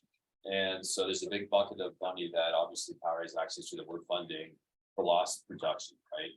And that is an important thing to think about too, because you know, rates are getting pretty high, right? And so by selling the SolarEdge system, what we're doing is every time you sell our product, a half of a cent a watt, not a lot, right? But it accumulates a lot over time. It's going to go into a fund with Power where we will help, or at Power's discretion, we can start paying out for lost energy bills. Now, again, at Power's discretion, it's their program, we're just funding it. But yes, if there's an inverter down, that's absolutely what helps with that. Another question? Well, needless to say that you're saying that the Power Kit does not work, it excludes the battery from part of the whole. For Power Care, I don't actually know. Yeah, currently it is not part of our Power Care warranty. We should revisit about possibly an add-on or extra Yeah. to extend it, but not right now. It's just the 10 years. Manufacturer says. Correct, but just to note that Sonova 25-year lease that we just saw, Sonova handles repairs and replacement of the battery in those 25 years. Which is pretty. I think they built an actual replacement in there. Too. Yeah. So basically the homeowner's assured over 25 years to have a working battery. Another question? Yeah, so a customer told me something about automatic transfer switch. Yep. With the batteries, what is that? Great question. So remember that imaginary line I drew down there about, you know, an energy system in the backup part of that system? What an automatic transfer switch does is that device that actually does this. It's the device that when the grid goes down, it senses that it lost grid power and the switch literally flips that says, okay, I can no longer send any energy back to the grid. And the reason we do this is really by code. Because imagine if it was like something where there was an accident and a power pole fell down. There's utility workers on those lines and they don't want those lines to be live. And so they need to make sure there's a piece of hardware that basically, we call it islands the house from the grid. So the switch flips and it takes all that house off the grid. So there can no solar energy can be exported to the grid at that point. So the batteries already come with that. With the backup system, yes. Yep. Oh, so there's a box in the wall that has to go on for any backup And that system. would be for SolarEdge and Enphase batteries? Yep, yeah, so we call it a backup interface. That's a box that, we install that has the transfer switch in it. Enphase calls it their smart switch, I believe. Tesla calls it a gateway. So any system that is sold with batteries for backup has to have this box with an automatic transfer switch in it. We all do it a little bit differently in what we use that box for. But ultimately it has to have that switch in then, or when the grid goes down, no solar energy connects. And we only do that with batteries. We can't get that for a system without batteries. Right, okay. So Jonathan brought up load shifting. And so one of the crazy things that came out of this NEM 3.0 thing is a rate schedule that goes on forever. They've now, depending on the utility, by the hour, by the day, by the month, they've assigned a value. And so if you look at the screen here, you can kind of see in small letters here, or numbers here, basically there's a variety where right now we're at, this point here, 56 cents. Out here, we're at 10 cents, in other spots, 6 cents. You can't quite see it, but there's some spots where it's like 0.002 cents. What this is saying is basically, this is how much the utility will pay the homeowner for exporting power. So typically we're gonna say we're never gonna export power. However, there are times specifically in September, from the whole month of September, from 6 to 8 o'clock, kind of varies by the utility. We can actually export power to the grid and they will pay us, depending on the utility, we'll say $3 a kilowatt hour. So that means if you have a 10 kilowatt hour battery, how much will that homeowner get in export rates at that point? Yeah, right. And so kind of jumped ahead a little bit, got out of order here, and now keep in mind too, that is the export rate. So I'm sorry, question? No, your question. How do you? Can it give 10 kilowatt hours in an hour? So it's a 2-hour time period. And so what we're saying here, let me get back here a little bit here. So we talked about power, right? So KW is power. Your kilowatt hours, that's energy or capacity. So our battery can do 5 kilowatts of continuous power. Our microinverter friends can do 3.8 kilowatts. So if you have a 10 kilowatt hour battery that can do 5 kilowatts of power, how many hours will it take to dump that battery, discharge all that energy? 2 hours. How'd you get that math? Yeah, it's 5,000 watts. 10 divided by 5. Yep. So that's the same math then for our microinverter friends. 10 divided by 3.8. It's probably something along the lines of 2.7 or something like that. Almost 3 hours. So the advantage that we're going to have, because our battery can do more continuous power, as we're showing on the screen here, is we can export in those windows an extra $7 a day for 30 days right there. So what that means obviously now, and the one thing to know on this too is this is kind of simplified version. If the home is exporting power, so that means their whole battery is selling power to the grid, that means they're gonna have to buy power from the grid too. So this is just pure export. There will be a net effect, right? So if, let's say for easy math, the homeowner is buying at 50 cents and exporting at 3, that means that basically they would be netting $2.50 a kilowatt hour. So keep that in mind. There are potentially some reasons why we'll say let's sell 2 batteries in every system. I'm not going to complicate that conversation yet.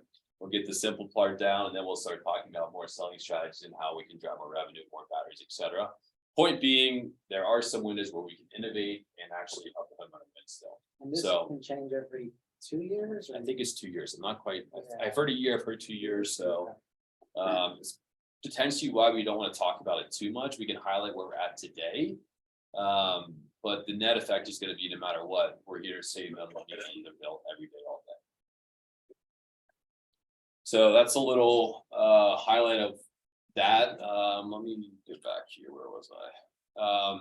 So going back to backup power here. So feel free to take screenshots of this. We can send you guys all the slides too. To keep it simple, one battery is to power essential loads, items like refrigerators, Wi-Fi. So when you're having that conversation with the homeowner, it's about asking them, what is the most important to you?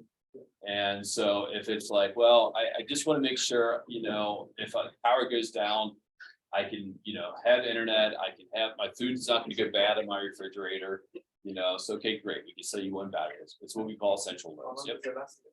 How long does it last? So it's a 10 kilowatt hour battery. And so it depends on how much the home is consumed, right? So if the home is consuming on average 3 kilowatts when the system is down for 3 hours, then you get, I'm sorry, give you the answer, that you get 3 hours of operation right there. So, I tend to say like 7 or 8 hours, depending on how much. of well, you have the PV plus that circuits too. you're using. Yeah, so, yeah. Which, I mean, that's another reason why in the summer, with the machines and the AC. Yeah. The batteries are dead by 10 p.m.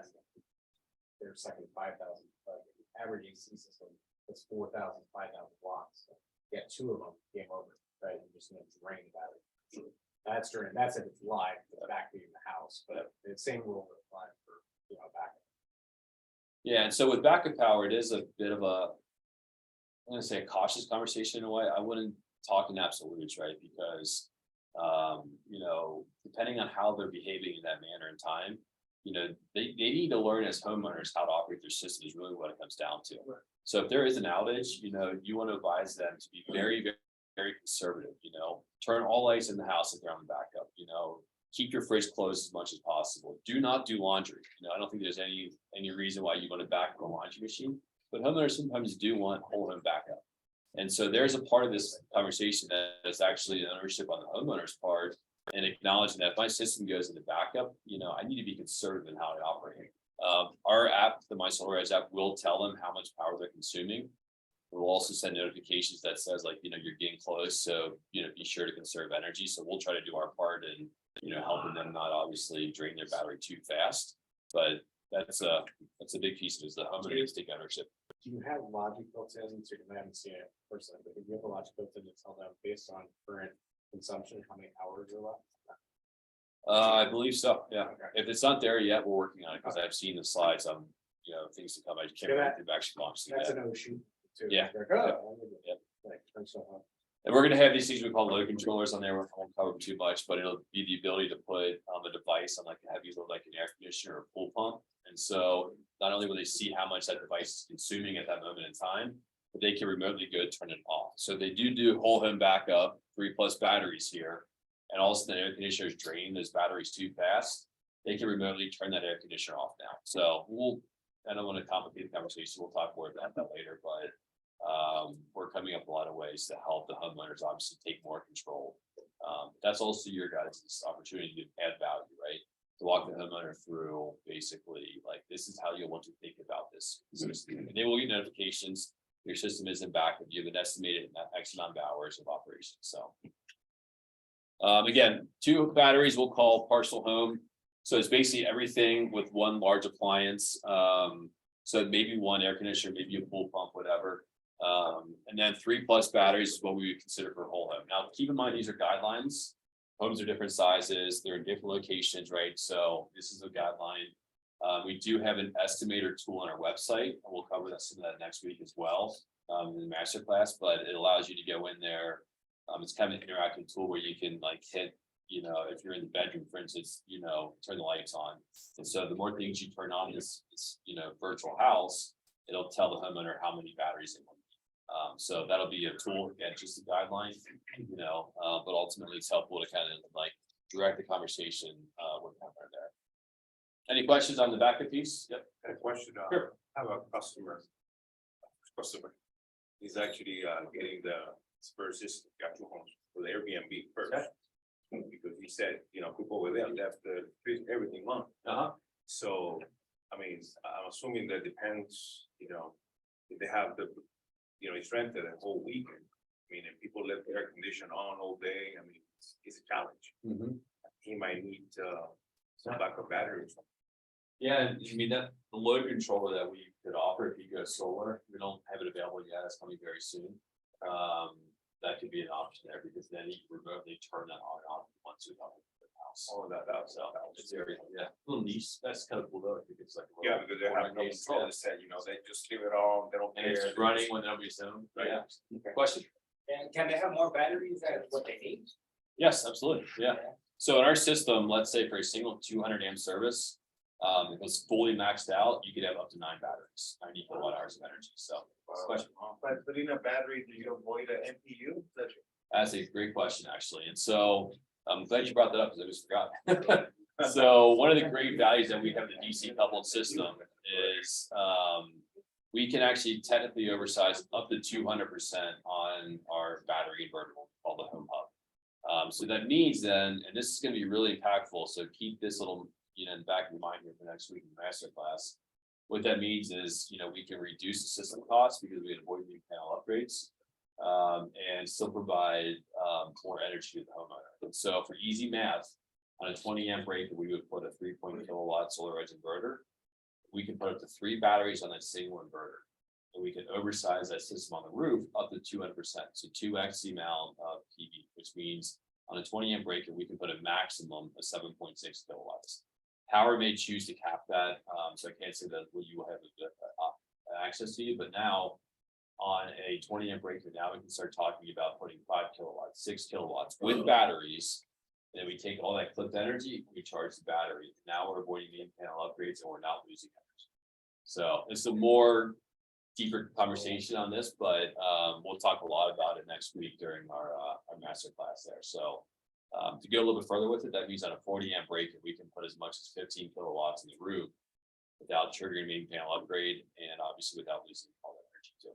Now these are maximums, doesn't mean it's gonna make sense in all cases, right? But the idea of stripping out $4,000 of cost to the homeowner is gonna be really effective in lowering total cost and ultimately offering more savings there. So yes. So does the battery, adding the battery change our ratio when we're looking at the inverter 1.4? So I'm working on some of those things there. Ideally, yes, because it's a sizing thing, so there's more complexity that comes with it. But because a module produces DC power, we can take that DC power that's not being used by the home and take it directly into the battery without losing it. Ultimately, then the idea is that we should be able to oversize more and avoid clipping and outputs there. So those are some of the conversations I need to have with Powur in general. Work through some of that, but ultimately that's the goal that we allow 200%. So, all right, any questions on some of this here for backup? You said like new main panel upgrades. I'm assuming that as long as they have like 125 amp, we're pretty good. Yeah, it's kind of a design thing because you need X amount of batteries, and it depends on the homeowner's consumption profile. So I don't want to get too complicated right now. But ultimately, that is the capability, right? So if you have 3 batteries and 7 kilowatts in the roof on a 120 amp service, then ideally you're not triggering upgrades to that 7 kilowatt point because you're just taking that 30 kilowatt hours of battery energy. And any solar that's being produced is just going right to the batteries for later in the day. What's the AC out? We have different sizes. So the one that you'll be selling with batteries is a 3.8 kilowatt, which would go on most 20 amp breakers. We have a 6 kilowatt, a 7.6 kilowatt, a 10, and 11.4 kilowatt. Probably more to come in that as well. Powur's simplified a few SKUs, so it might be the reason why we want to look at that a bit different. So If the panels are split between 2 or 3 orientations, then you can get away with a lower inverter, thereby splitting into possibly 2. Because you don't need, if the entire array is facing south, then you need that inverter to take it all at one time. Split between orientations, then you don't need the inverter. You need a lower inverter because the other system turned on at different times. yeah, because if it's an east facing roof, for instance, the west facing panels are not getting power, right? The sun comes up. I guess it's back at you guys. The sun comes up, and as the sun sets, these panels aren't producing while these are.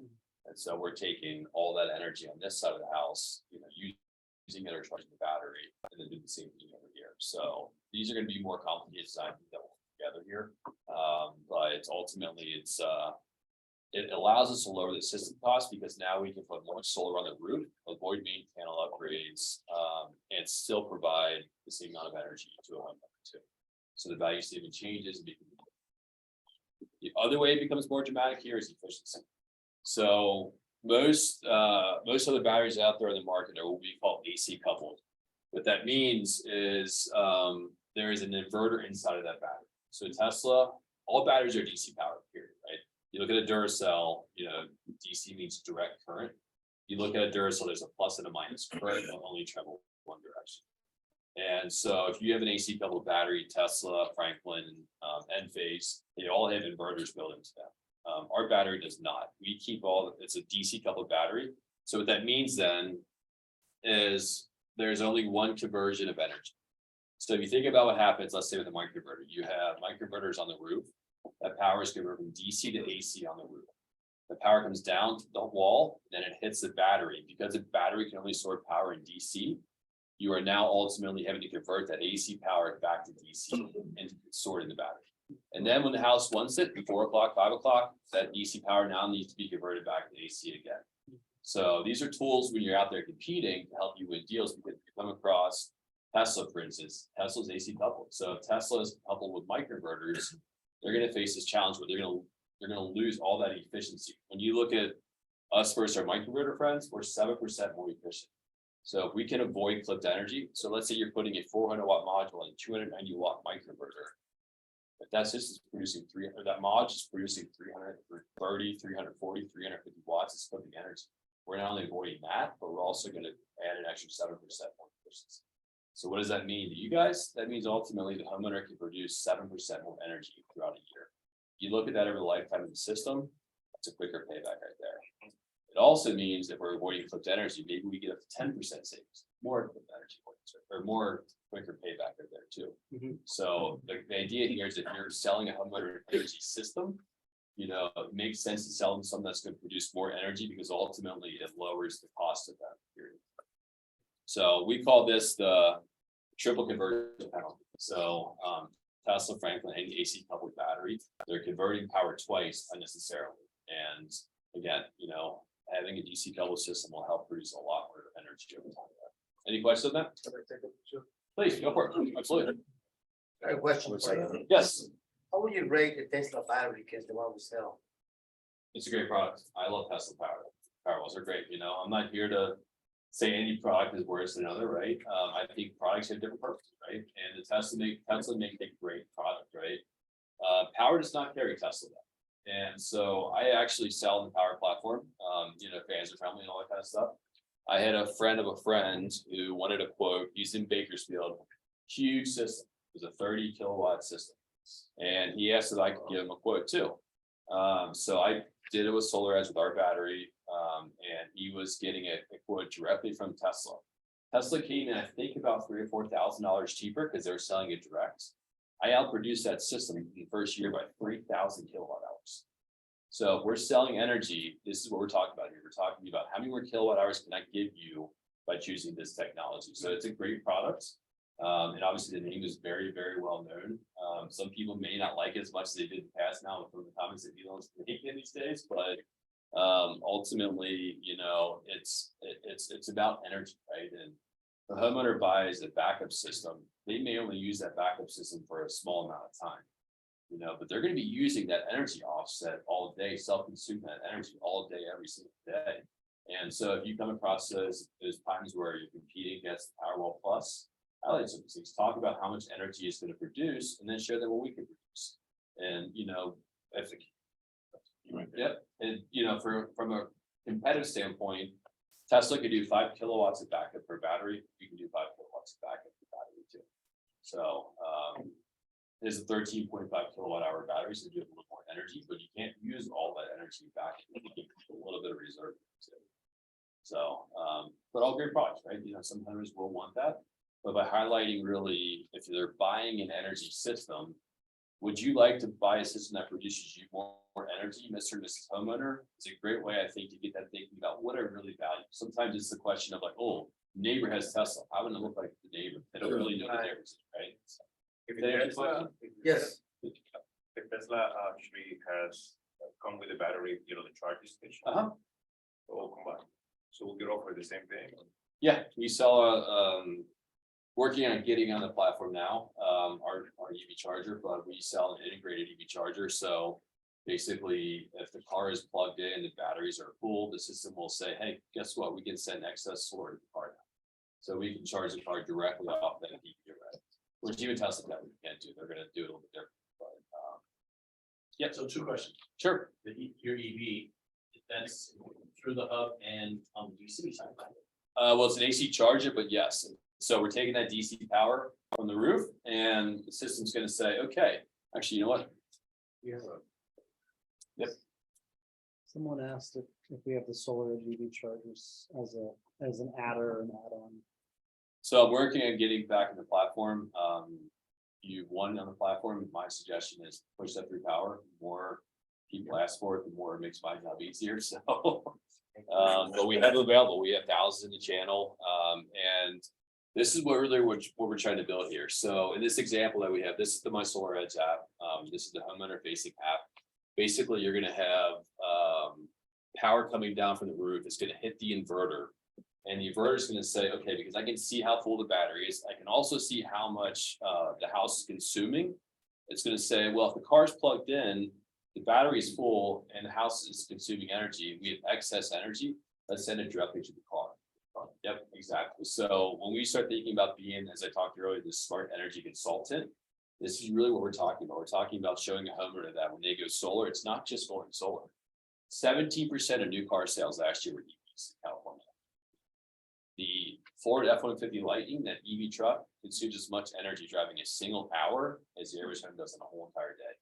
1 hour of drive time is equal now to the average US consumption. So these are things to start thinking about as we make this transition to NEM 3.0. It's not just about how many miles am I putting on the roof. It's about learning how do I sell an energy system at this point. And we'll help you along the way. We'll be setting up trainings and all kinds of things to help, have this conversation, handle objections, all the things that you may need. So, yep. 2 questions from the chat. Owen Carey said the energy coming off the roof is AC, like with micros. Isn't it going to feed active breakers first? My guess is yes. The conversion to the battery is what you're Correct. losing. Yeah, correct. Good clarification. Yeah. So, the AC is going to power the house. The AC power is going to power the house first, right? And then any excess power that's not being consumed will go to the battery. Sure. Yeah, and that's where you would face. Go back the right way. That's where you would face this, Right. because if it's coming down, from the microinverter that hits the battery, so any power that's going to go that the house needs is going to go there first. Right. If obviously there's excess power, as we want to oversize it and have these batteries that capture that extra energy, it's going to hit that microinverter in the battery, and then it's going to lose energy at that point. So anytime you convert energy, you lose energy. So it's one thing to keep in mind there. If that answers the question. And then Joan or Joanne said SolarEdge is more efficient than micros, but if the SolarEdge goes down, the whole system does go down. What's the inverter? What's the likelihood an inverter could go down in 25 years? How long is it typically down? And just to point out, I put usually SolarEdge can avoid clipping and NPUs and more efficient. If it goes down, it could be a few weeks. Powur does offer rebates for homeowners in that scenario that could be up to $250 or so. But yeah, and I don't have a silver bullet to say it's going to last this much time. We have a 25-year warranty. You guys purchase the extended warranty, and so if it does go down, homeowner over 25 years, the homeowner knows that we're going to replace the product. We have an agreement with Powur that when you sell a SolarEdge system, we're going to give them some money to help pay out. But I think the one thing to keep in mind in NEM 3.0 is that this single point of failure thing conversation kind of changes a lot now, because if you're putting a battery on the wall, we all need to be reliable now, because even if it's our microinverter friends over there, if their battery goes down and there's 10 kilowatt hours of energy that is lost in that daytime, that homeowner is now at my 55 cents a kilowatt hour. That homeowner is now losing $5.55 a day right there too. So as an industry now, we need to be great with batteries. Is really what it comes down to. So there is an argument I understand about the essential inverter going down too, but the larger dollar impact is losing a battery is peak rates when a homeowner has to buy power. So something to keep in mind. I personally believe that as an industry, we don't want to be talking about failures. A homeowner doesn't buy a system thinking about what happens if this happens, right? So one thing that we can assure a homeowner, though, if something does happen, not only are we going to protect them with this agreement that we have with Powur by offering compensation for lost production, but because we can produce extra energy, they're going to get more energy over time as well. And so even if it is down, we can start out producing some of that over time. Cool. Any other questions? What's the power up on a car here? So it would go on a 40 amp breaker. So Okay. It's 32 amps, but we can actually supplement that with up to 8 amps. And so if this, we can supplement with PV power, so up to 40 amps. Yep. This is again the My SolarEdge app. Even I don't understand any of that, guys, so don't worry about it. The reality is it's fast enough for almost every car because, you know, most cars are gonna charge at, 20, 30 miles an hour, even at 32 amps. So who's driving 200 miles in a day? Which is why I say that, like, the hack, the like charging and just charging basically batteries with the for the car. It's basically, if it gets 11 kW, you're gonna drain that thing, those batteries, with whatever's left in an hour or two. Now, there may be a case where it makes sense. It's in an outage, the homeowner needs their car for emergency purposes, right? So there may be a reason why. Yeah, no, I mean, it gives the homeowner choices. I think that's what's really important. And so, basically, that's all I have for you all here. There's a QR code here. We'd love you to join our Sales Elite program. It's a great opportunity if you have additional questions to reach out to us. We already have a lot of NEM 3.0 resources. We'll have more to come here as well as we kind of develop a lot of more selling tools for you all here. We will be at SolarCon, so I'll see you all there, whoever's going to be there. Any questions, anything you'd like to get back for more clarification? I covered an absolute lot here and jumped all around the place. So is there anything else that you guys want me to go back to, additional question or anything like that at this point? 3.0 pitch deck. Yep. Is that what you were showing earlier? The scripts? Yeah. You want to see the scripts? This is just a summary of what you've already covered? Or is that So these are the tools that we have available right now. So yes, there's some of that on there. It'll be, some value features of like, this is what you're buying at batteries. So check it out. We'll continue to develop these things and we'll just show you all there as well. We'll register through Eventbrite, and you're sending us the recording. Could you also send us the Slides. slide deck? Sure. Yeah. If you register on Eventbrite, or if you want to email me, you'll get the slides and the recording. For those of you on Zoom as well. Yeah. Any other questions on the chat there? Or? Let me check the chat. We got a few minutes, guys. So if you have any last minute questions, feel free to ask. I can go back over anything else we like. I mean, it's a different conversation, but keep in mind that, it's not one that we're not used to having. So take a little tweaking, but, we've always sold energy. Let's just think about how we talk about that a little bit different. What's your email? I'll give it to you guys in just a second. Let's give it up for Jason though, real quick. Thank you. I'll just have one update for you. And my email is just John Brunasso. So JONBRUNASSO @gmail. Last thing, gotta put my phone. No, thanks.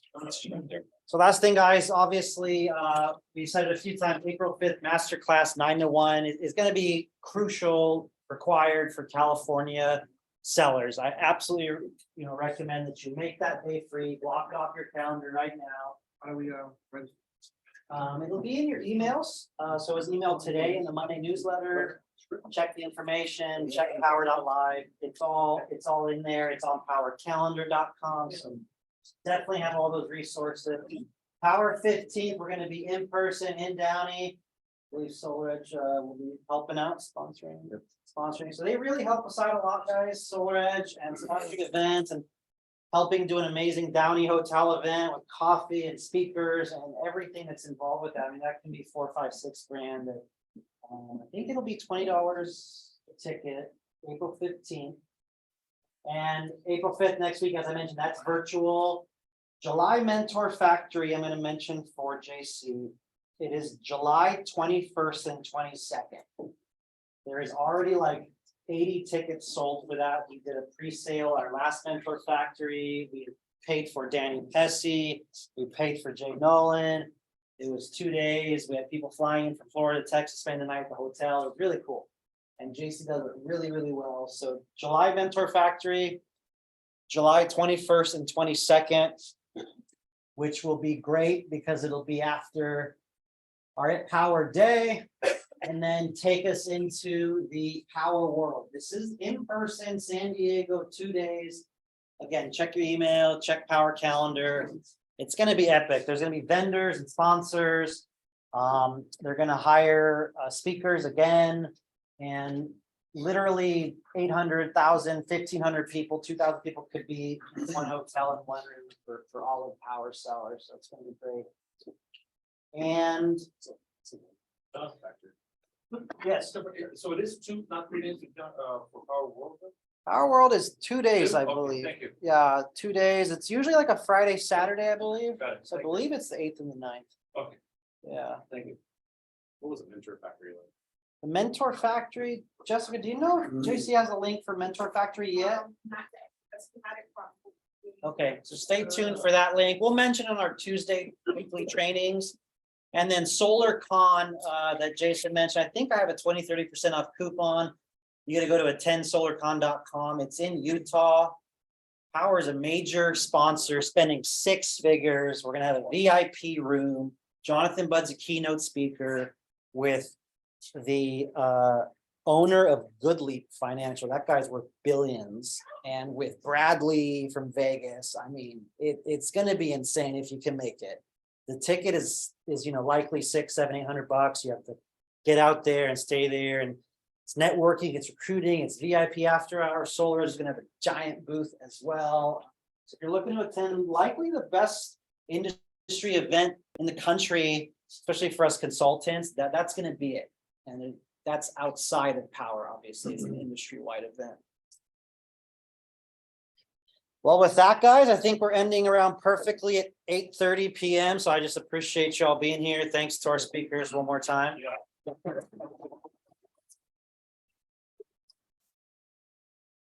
All right, we can stop recording, and thank you to everyone on Zoom. Have a good night.